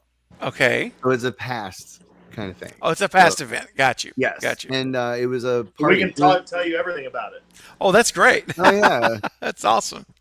Well, tell Nate texted me one night and said, "Hey, yeah, you tell that you start telling it because your version is much all right." So here's the thing. This is why Nate and I You two are awesome. This is how Nate and I work this way. Nate texts me an idea, and I go, "That's not going to work," and he's like, "Yes, it will." Then I go, "Okay, let's do it," and then we go make something. It's just that's typically what happens. And he's got 100 ideas a month. And so he said, let's party at the Scream house in Stu's house. I was like, yeah, sure. Why not? And so we looked into it, and it's called Spring Hill Estate. They rent it out for weddings. And it is a house. You've seen Stu's house in the movie. It's this enormous house. Well, what you don't know from the movie is that it's really kind of like a compound. There's like behind this little gate, there are 3 houses and 2 barns. And it's just one guy owns it all. And it's just like this huge compound. And so Nate So then I said, Nate, in order to party there, you got to call the guy that owns the house. And so you did. So you tell this part of this. Wow. Yeah, he pretty much said, I mean, basically somebody sent me a picture of a wedding at that house. And I was like, you can get married there? Like, what? And then I realized you could rent it out. And I had just went to one of the Friday the 13th camp tours. And so that was fresh in my head. And I was like, we should do something. There should be something like that for Scream. Why not? Especially if they're renting the property out, like for weddings. It's an event venue. Let's do like, and in my mind, and Anthony can elaborate on this for sure. My mind at the time was small. Like when I reached out to Anthony about it, it was kind of like, well, let's see if they'll let us like rent it and we can let people tour it. Like they can buy a ticket and go through, walk through the house and take pictures. And I told him that, and I was like, maybe we can screen the movie there too. Who knows? Right. And he was like, yeah, this is great. Let's figure it out. And then he said, well, first you got to call them and see if they're okay with it. So I did. And they were cool with it. You know, Kim, who was the property manager basically at the time, was who I spoke with. And first she was kind of like, who are you again? What is this? What are you asking? Basically, like, Nate was calling to say, hey, could we bring like 500 people there and party at the house? Like, that's a very scary thing. Yeah. Because they're like, well, we do weddings and like they're very formal. And there's like, you know, and we're like, no, we're Scream fans. We want to come party and drink and like reenact the movie. It was like, there's no way they're going to say yes to this. But they was did. Really like, tell me more about you and tell me about what you want to do. Right. And then I was just like, oh my God. In my head, I'm like, this is it. I'm like, she's going to be like, yeah, I don't think so. Well, this sucks. But at the end of it, she just was like, yeah, I think he'll do it. I think the homeowner will go for that. Yeah, okay. And I'm like, right. So then Nate calls me and he was like, they said yes. And I was like, no, they didn't. And he's like, yes, they did. I'm like, okay. So I had some points on a credit card. So for like $12, I was able to fly up to Santa Rosa. And the woman, Kim, wonderful lady, we still keep in touch with her. She picks me up at the airport, drives me to the house, and I'm there touring the house. And I'm taking all these pictures. And then I'm able to see the compound. I'm like, I didn't know there were other houses. And so I'm picturing the event. So I'm taking pictures and I'm sending them to Nate.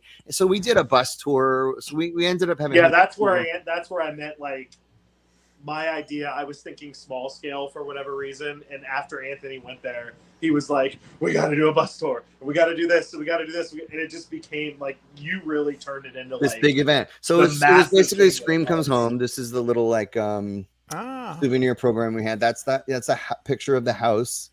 Right, I think it was right before they filmed Scream, and this is just our souvenir book. There's a, you know, we gave these out at the event. Nice. The Stab souvenir shop. I'll send you one if you want. Roger Jackson showed up. He did a nice Q&A for the movie. Are you serious? You know what else he did? You know what else Roger Jackson did? There's Teresa Donahoe, who was Neve's stand-in. She showed up. Oh yeah. Ice Nine Kills, the band. Ice Nine Kills. They that's how Nate and I are friends with the band. With Spencer, they showed up and played Youth of America in the garage where Tatum died.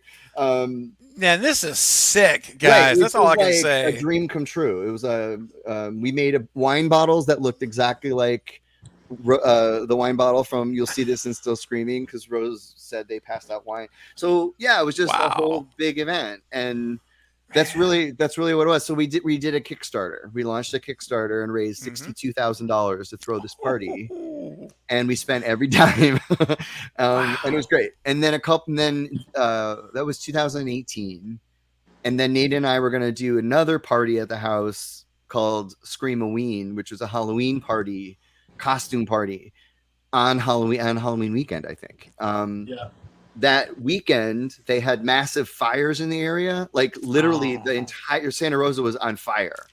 And so a day before the event, something like that, we had to postpone it. We're like, Larry, the guy who owns the house, said if people come to the house, they will get trapped. There'll be no way they could leave because the house is a half an hour from town. And he's like, we don't have electricity. So we had no choice. So we moved it to March. So we did a Halloween party in March. And it was March 13th. Listen to the date, March 13th, 2020. It was right the day before the whole country shut down.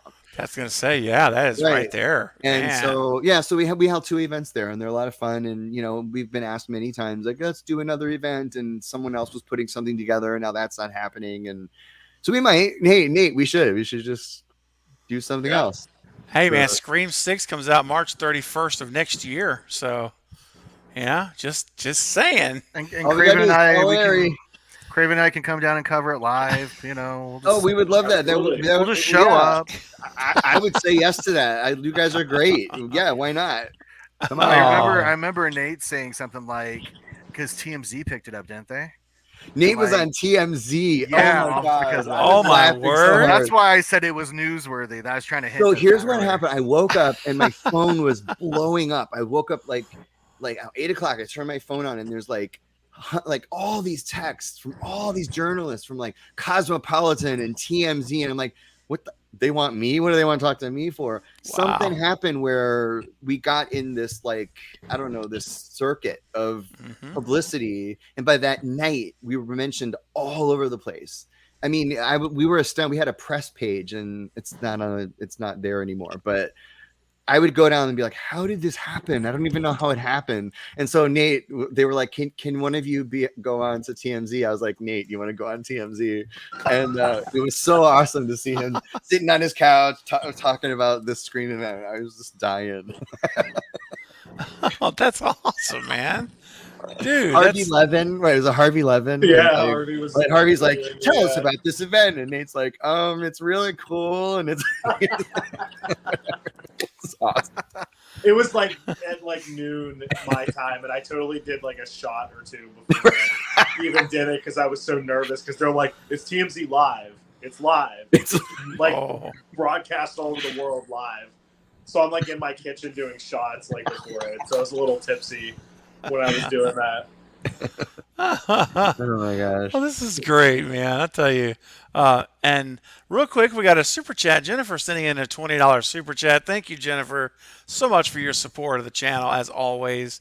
And she says, thank you for an amazing stream. You truly appreciate it. It's been so fascinating. Awesome. Thank you, Jennifer. Thank you. Absolutely. Thank you, Jennifer. They are awesome. They are amazing. Hey, can I ask Nate? We have stories, man. We've got stories. I know. Well, this is like, nothing. This is like the prelude to the full book. But behind you, Nate, you got Jill's shirt. Who's next to Jill? Oh yeah, I was gonna ask you. Charlie's. It's Jill and Charlie's. Oh, it's Charlie. All right. Now, are those screen used, Nate? Are those replicas? Yep. Are Those are the originals. Whoa. So cool. Dude, that's amazing, guys. Check it out. That is so cool. Wow. Get it better. Doing like a Paranormal Activity audition. It's so awkward to try to get it when the camera's like rear facing like this. Yeah. There we go. Very Man. cool. So that is those are the actually worn by the cast. Yep. Cast worn. There it is. Wow. That's awesome, man. Goodness. I mean, yeah, I don't know, man. Like I say, dude, I think I'd just be watching these movies over and over and just like looking up and then you watch them and just keep looking up, that's just so cool. All right, a couple more things if we can, real quick. And then, by the way, if you guys are open to coming back soon, I feel like we are just scratching the surface here, man. And I think that we could go for another 2 hours and still have more to talk about. Probably. So, yeah, if you guys are open to it, not to put you on the spot, but think about it. I would love to have you back soon, and we kind of pick up where we left off. Let's just keep, we just keep right on That'd going. be great. I'm in. Absolutely. 100%. Nice. Rock on.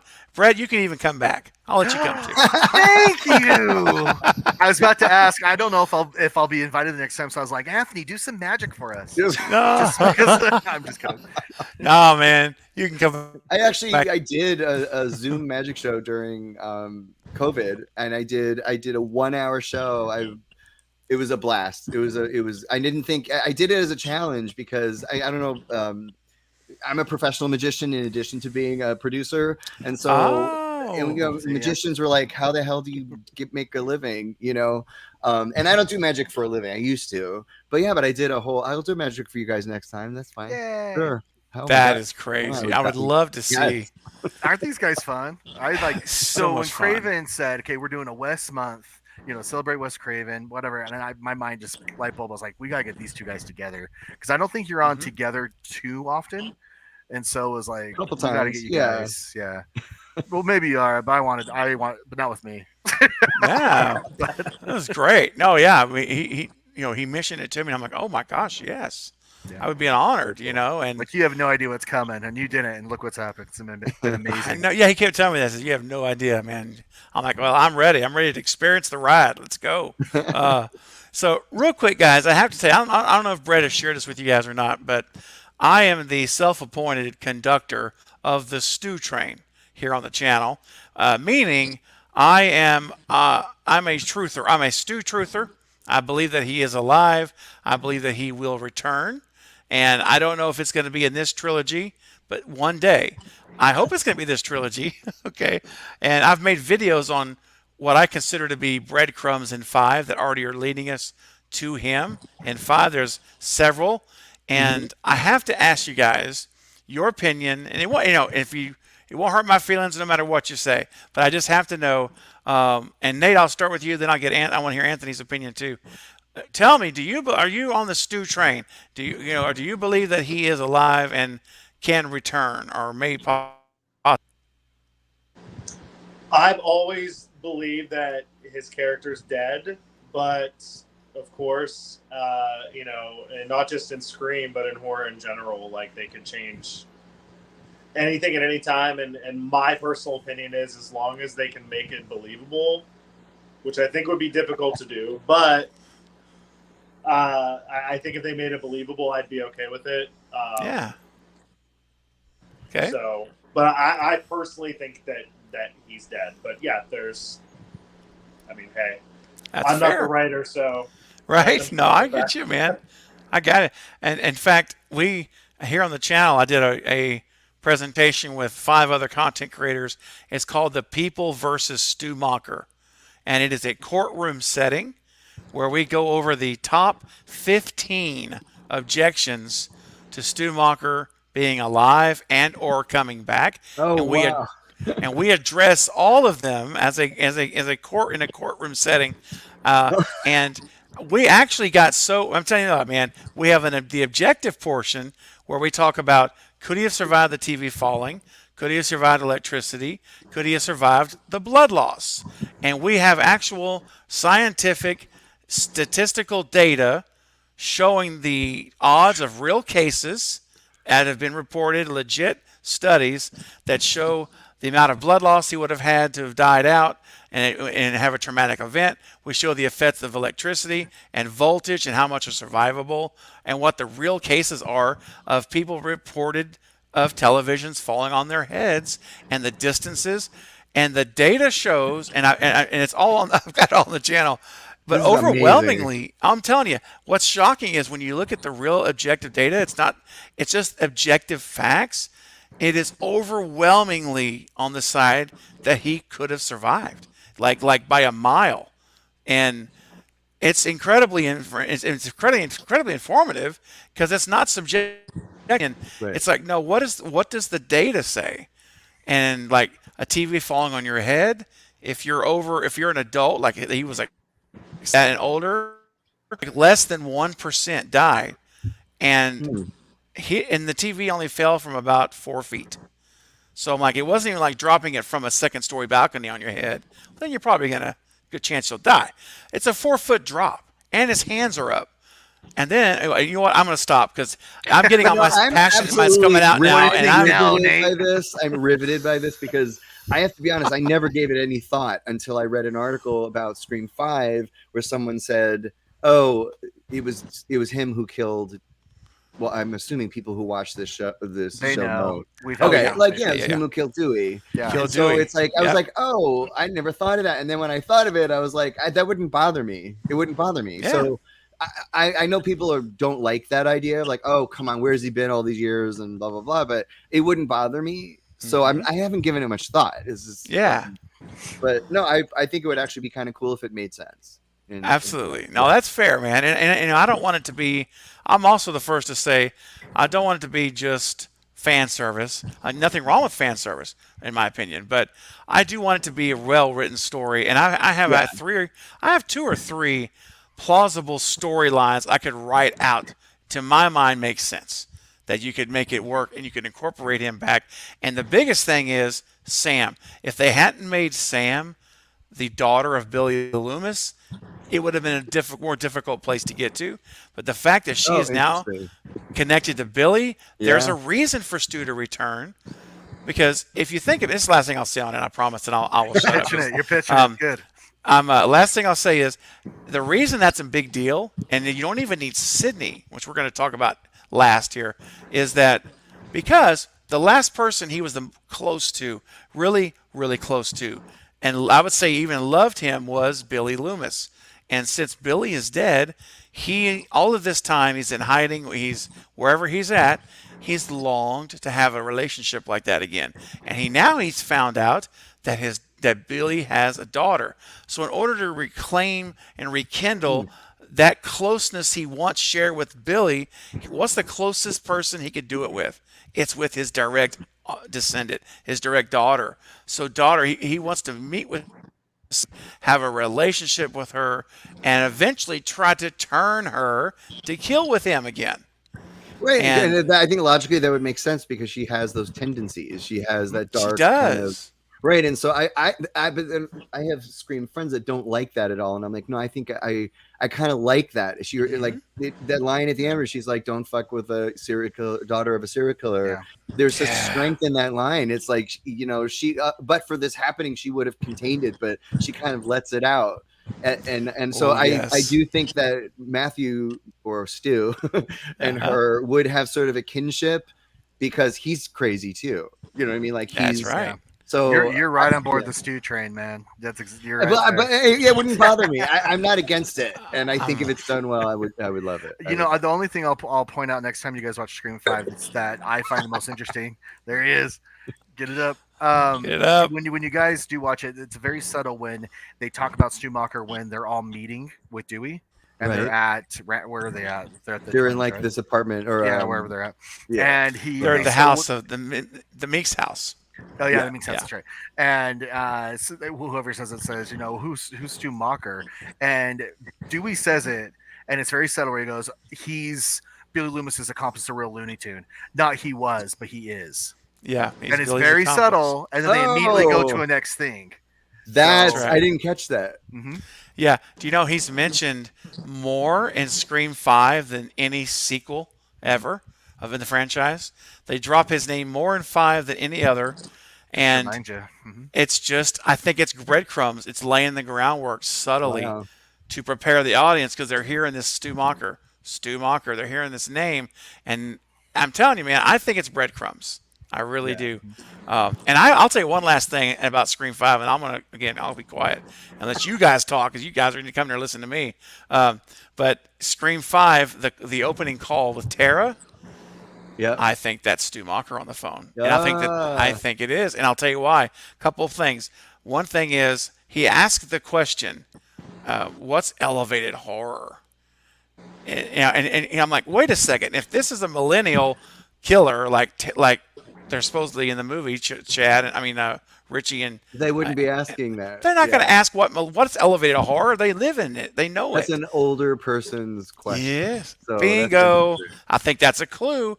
And then he's like, that sounds a little fancy pants to me. I'm like, yep, I could see that because he's old school, man. Slashers, the old thing. And then whenever he asks the question of who the killer is, and when she says Billy Loomis, all this, and he goes, "That's incorrect. There were 2 killers." He says it was Billy Loomis and Stu Macher. He was mad about it. I'm like, oh, he's really agitated that she forgot who's Stu Macher. And I'm just telling you guys, go back and watch it. Things when I watch it now. Yes, they kind of jump out at you. You might be right. So Nate, make a call. Nate, call him up. Ask him. Right. Please do. Please call somebody. Call him up. The only thing that gets me with 5, with that theory, is that I know that they had originally shot like a fake documentary that like a true crime documentary that they were supposed to watch in the movie, and it actually showed like Stu's dead body like being let out. And from what I understand, the only reason it was cut was because they just didn't like the way the whole thing looked, so they just cut the whole thing out. It wasn't because, but again, they could kind of like with Kirby, like, you know, everybody's like, bring Kirby back for 5, and it's like, we already wrote the movie. We weren't even planning on having her in it. So Yeah. the next one. So it man. could be something that could happen that's not planned right now. Yep, it could be, and the fact that they did not include that means the door's still open. Right. It's still open because That's cool to hear, though. Yeah, yeah. Well, and I, of course, you know, I have a theory about that anyway because I think that his parents were probably very wealthy based on the house, having a boat. They could have been really powerful locally, and who knows? They could have paid off the EMT and the medical examiners. There's ways that money can do a lot of things, as we know. So. Anyway, but it is interesting you mentioned that and I'm glad they didn't include it because now they don't have to go down that route if they don't want to, but who knows? We'll see. All right, last question, guys. This is it for you, and I want to ask you is how do you feel about the Neve Campbell situation? I just have to ask because it's such a big thing in the Scream community right now, and there's a lot of seemingly division around it, which is just silly because, but there seems to be so many passionate people that, one side or the other. And I just want to know what your thoughts are. I know it's unfortunate, that this happened, but Anthony, I'll start with you. What are your thoughts on the whole Neve Campbell Pace situation with the movie? Well, my understanding is she's in the movie, right? For 6? I thought she was in the movie. I thought that's where. Oh, I know that she made a statement that said, I'm not doing the movie and everything. But for some reason I thought that was not the case. Maybe I heard something that wasn't true. Well, now if you heard something, it might be true. Maybe we haven't heard it yet, guys. Yeah, it's like bye. Yeah, exactly. Oh. Hey, I have an NDA. Can you go ahead and cut that live feed? Oh, okay, guys. We may just have broke some extremely breaking news. No, I'm kidding. I'm just kidding. According to Anthony Masi, Sydney is in Scream 6. Yeah, that's my next video for tomorrow. I'm like, oh, she's in. TMZ's gonna call you and be like, exactly. You're gonna see me on TMZ. I'm gonna do shots. That's hilarious, man. No, I think just in my head, I thought she was in it. So I don't know. I honestly, I thought it was a shame. But somebody also had said, and you probably talked about this previously, that it was some publicity stunt, and I don't know. I thought she made it. What do you think, Nate? Because I thought she made it in there. As far as the situation goes, I think obviously if it happened the way that it's being portrayed as happening, it sucks for sure. We don't really know the extent of her involvement, like what it was supposed to be. I obviously have no idea for sure, but like some of the things I was hearing was that she was to have a very small role anyways. Now that's not to downplay her or her as a character or her worth or how much she should have got paid. I think she should get paid. She's Neve Campbell at Scream 6. She should get paid whatever she wants. Just pay her. But I do know that a lot of the backlash online of like, oh, they ruined it and they changed the whole movie. To my understanding, again, I have no 100% proof of this, but it wasn't like a major like, okay, Neve said no to the offer, so now we have to change everything. That her role was more of like a cameo, not just like a hey, there's Sydney, and but it was a small. It wasn't difficult to work around that. I honestly, after 5, I kind of was like in that camp of like, okay, if they make another one, I felt we can get away from the original characters. Let Sydney have her happy ending. Let Gail live, safely away, not in the risk of another, attack or whatever. And let's focus on the new characters. They kind of did their tribute with 5. They brought the legacy cast back. It was a big tribute to Wes. Yeah. So I felt if there is another one, like, let's give the OG characters that we know and love a break. Like, let's not put them in danger again. So I was kind of already hoping, as weird as that sounds for me, like, let's not have them in it. Just let them live their lives, their character lives in happiness and not in danger for a sixth time. And let's focus on the new guys. So that's kind of where I'm at with it. Is I don't like the reason that she's not in it, but I'm okay with her character not being in it. I don't think that. I think if the movie's done right, she doesn't need to be in it. You can focus on the new characters for sure and make it a thing.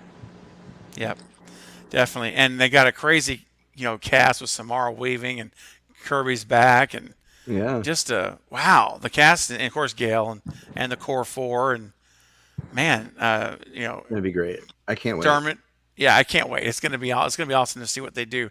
And speaking of awesome, guys, tell us, Nate. I know we got a YouTube channel. We've been sharing it tonight, and Katie, if you could put it one more time in for those that have just joined, I'd appreciate it. But it is in the description of this live stream. I have the link. But Nate, tell us real quick for everyone out there, what's going on your channel, man? What do you have planned in the near future? Well, I actually have a couple of Scream 5 items coming. Oh. That are hopefully coming this week that I'm going to shoot a video on. You want to tease them, or are you going to keep it a secret? So it's your call. One of them, something that definitely probably should have been thrown away. Oh. Oh my god. Dude. What day is that video coming out? Right? Maybe Friday. Okay. I don't want to promise anything because they're on their way to me now. Gotcha. I don't have an exact delivery date. So. Go subscribe. Here it is, right here. Thank you, Katie. Go subscribe. That's Anthony's. We're going to get to Anthony in just a second. Thank you. Yeah, sneak peek. Subscribe to right here in the chat. Do it. Please, everyone, smash that button. Subscribe. Hit the bell icon so that when he posts the video this weekend, or as soon as he's able to, you'll get notified and you can see it right away, like I'm going to see it the minute my notification goes off. Can't wait. Oh, it's awesome, man. Anything else, man? Is there anything else you want to share? I also have a recently discovered prop from Scream 3 that has been missing for a very long time that was recently discovered, and that's coming here soon. So I can do a video on it. So we'll have to watch that. So awesome, man. So awesome. And I didn't even get a chance to ask y'all's opinion on my favorite prop of Scream 3. And a lot of people don't even like it. And that's fine. But I love it. It's the voice changer. It's the one that captures voices, which is, I think that's freaking cool, man. Yeah. Mm-hmm. Yeah. I would love to have that. I would love to have it. I almost had it, but. Do you know if someone still has it, or is it out there? Or? Oh, okay. Yeah. Yeah, I knew who owned it for years. They never wanted to get rid of it. I basically begged and pleaded with them. I was like, listen, I have the mask, I have the boots, I have the costume. You were like, I was on TMZ. Okay. Yeah, I'm a star. I have the phone. It's like the only thing I don't have to complete Scream 3's Ghostface is the voice changer. And they were like, I promise you, if I ever decide to get rid of it, I'll go right to you. I'm like, perfect. And then years went by, and next thing I knew, someone was messaging me. They're like, hey, did you see that guy? He put the voice changer in the auction, and it went for $15,000. I was like, no. I was like, oh man, goodbye, ouch. I guess. Oh man. Yeah. The other guy down. Hey guys, right? We got a $2 super chat from Two Boys in Their Pumps. Thank you so much. Says wants to ask the two of you favorite Ghostface figure in toy form. Great stream. Oh wow. I don't know I'm not sure how to answer that. I don't have all the toys. I don't have all the. Neve would probably answer this one better. I mean, it's not even out yet, but I don't even know if you call it a toy, that freaking like 4-foot statue that's Oh coming right, from, yeah. I saw What? that. Sideshow. Yeah, It's yeah. like insane. Oh my gosh. That's definitely the best looking Ghostface Yeah. figure / statue that I've ever seen. But I guess if it's something that's like out already, I actually really like the original McFarlane, the movie Maniacs one. I think the mask sculpt is like perfect on it. I think it looks perfect. The costume's kind of weird because it's like a mix between a Fun World and a movie costume. It's kind of like they went with both. It's like the hood and the bottom of a Fun World, but the streamers are like from the movie. But the mask sculpt is like perfect on it, so I'd say that one. Nice. I don't really have an opinion because I don't have the McFarlane. I know I've heard about it, and I need to look into getting one of those, man, on eBay or something. I don't know if they still make it. They probably don't, right? That was limited. I'm sure a limited edition. You can get it. Surprisingly, the movie Maniacs line, they're fairly easy to get on eBay. They're not. Okay. It's not what you'd think for a figure that's like, whatever, like 20 years old, like worth like $100. They're pretty cheap. Oh, okay. I got to do that, man. That would be. I need to do that. Great question. Thank you, Two Boys and a Pops. And Brett, you got something. So this there is it not is. the McFarlane. Oh. This is the NECA one. Yeah, I like that one too. The Yeah. ultimate one, yeah. I thought that the mask was pretty cool and that they actually had the glow in the dark guy. Yeah. And then also with the blood on there, that's from the deleted scene in Scream 4, right? The opening. Mm-hmm. Yeah. Oh. Nice. It even has the voice changer, Nate. I'll send it to you. I need to get one of those. I don't have any of that stuff, man. I need to get that stuff, man. Has this cool like opening, Yeah. Very cool. Very cool. And Anthony, real quick, man, tell us what's. I know we got a link here to. Here we go to your website. Tell us that's my site. Yeah. Yeah. Tell us what's going on, man. Of course, I know you shared already about some of the things that are cooking, but what's coming up? Well, I'm producing 2 other projects. One of them I can't mention at all. Okay. And the other one I can mention, but I can't give you any details on it. So I'm producing the remake to Silent Night, Deadly Night. Mm-hmm. So the 1984, if you're familiar with it. Yep. But it's been a very long, slow, challenging road. But I'm very excited by that. And but I'm also doing board games, which just drifted into my life. What? We're just closing out the My Bloody Valentine board game.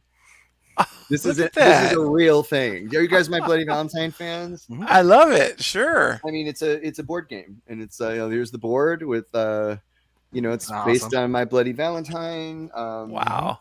That's awesome. And so we did that, and we also did a Silent Night, Deadly Night game, and that's kind of why I'm doing. Oh, here's the Silent Night, Deadly Night box. So if you go to stopthekiller.com, you can read about these things. And I'm doing other board games, and it's just, I mean, I'm a magician, and board games have nothing to do with magic, but I had this opportunity to create a board game based on Silent Night, Deadly Night, and developed it, tested it. I'm working with Fright Rags. Fright Rags is an incredible online merchant. You probably know them. You probably buy a lot of T-shirts from them, and they're my partner in it. And we're just having a blast creating like really fun game. Like we want everyone who's a Silent Night, Deadly Night fan to be playing this game on Christmas Eve. And it plays like 15, 20 minutes. It's just fun. It's awesome. So yeah. So he also has a special consultant credit for The Shape of Halloween. He doesn't know it yet, but he does. Oh, really? Oh, no way. Yeah, How man, nice of you. You can't have all this feedback and be helping me all this time without something. Oh my God. Well, thank you. Yeah, of course. And I'm so supportive of it. And anyone who's like listening, the script was great. The whole idea of this alternate kind of take on the story, it was just so fresh because they try to tell a story after Halloween, right? They try to do a sequel, and I've never read a script like that. And I just thought it was really fresh, and there were things in it I was hoping you weren't going to leave out, and you didn't, because there's the eye candy of, but like it was all there, and it was just I just thought it was great. I had a blast reading it, and I told so many people about it. Oh, really? I have a really good friend. His name is Matt Russell, and he is the biggest Halloween fan. I was like, dude, you could believe what I can believe what I just read, and even he was like, that sounds really awesome. Oh wow! So yeah, so very very Cool, happy thank you. for you. Yeah, I hate this backwards stuff. Craven here, he has a little cameo in it. really? I do. He does. No Yes. way! Oh my I've god, got a cameo. I'm getting my Now we just first need to get Nate IMDb involved. credit. so cool. Have you guys seen? Brett's in production clip? Anthony? I sent it to Anthony. I don't know. If Yeah, Oh, you guys- I've seen a lot of seen it? pictures and all that. Yeah. Yeah, I'm just like, Okay. wow, this is amazing. Yeah. It's really awesome, isn't it? Yeah, it's Are you great almost stuff. done with it? Are you almost done, Brett? we're halfway through, and so we're trying. It's right now. It's like one of those moments where it's kind of like you're in a, I don't know what to say, like kind of a moment where things have slowed down because of like scheduling and locations and things. So we're trying to get through this lull a little bit and just keep everyone, still excited about it. But yeah, there's a few things in the script that had to change just because of locations or had to be simplified. I don't think it lost anything, but it definitely had to be a little simplified just because of schedules and everyone kind of volunteering to do it. But there's also things in there that we've added that are really, really fun. So Yeah. Nice. Awesome. Yeah. Thank you for all That's that awesome. support, man. Yeah. That's great. And Anthony, on the Silent Night, you're producing. I know I can't say about it, but I just want to confirm that's the feature length film or documentary? Yeah. No, it's a film. It's the full. Okay, I just wanted to make sure. Okay. Yeah. Nice. That's awesome, man. Yeah, it's been Well- a long road, and Yeah. the movie was supposed to come out this year, and as things Oh. happen, there's a lot of people involved, and it's just we just need to just deal with everything. It'll happen. We're hoping it comes out next year, and we're confident Okay. that'll happen. So Well, when the embargo lifts and you're able to to I will speak about sing it, like a bird, right? Yeah. yes, I would love to have you come back and Sure. share maybe some exclusive, interview with you about the film and what, before it comes out. Get some let's get some the hype machine going as much as we can. I'd love to contribute. I would love that. a little I bit to would that. love to tell you who's writing it and directing it and all that. Yeah. I would love to. But so Okay. when the time comes, I'll let you know, and I'd be Yes. happy to come back on. Absolutely. I'm dying to talk about it. I can imagine. All right, guys. Well, listen, this was a blast, and again, I truly would love to have you guys back soon. So maybe I'll circle back and give you guys a month. I won't bring you back next week or anything. I'll give you a break, but maybe we can figure out something Recover. for a little bit later in the year. Awesome. And have you back again. And popping the popcorn, Katie says, such an amazing panel. You're all amazing. Aw. Thank you. Wow, They you're still are. listening. Yeah, absolutely. You guys.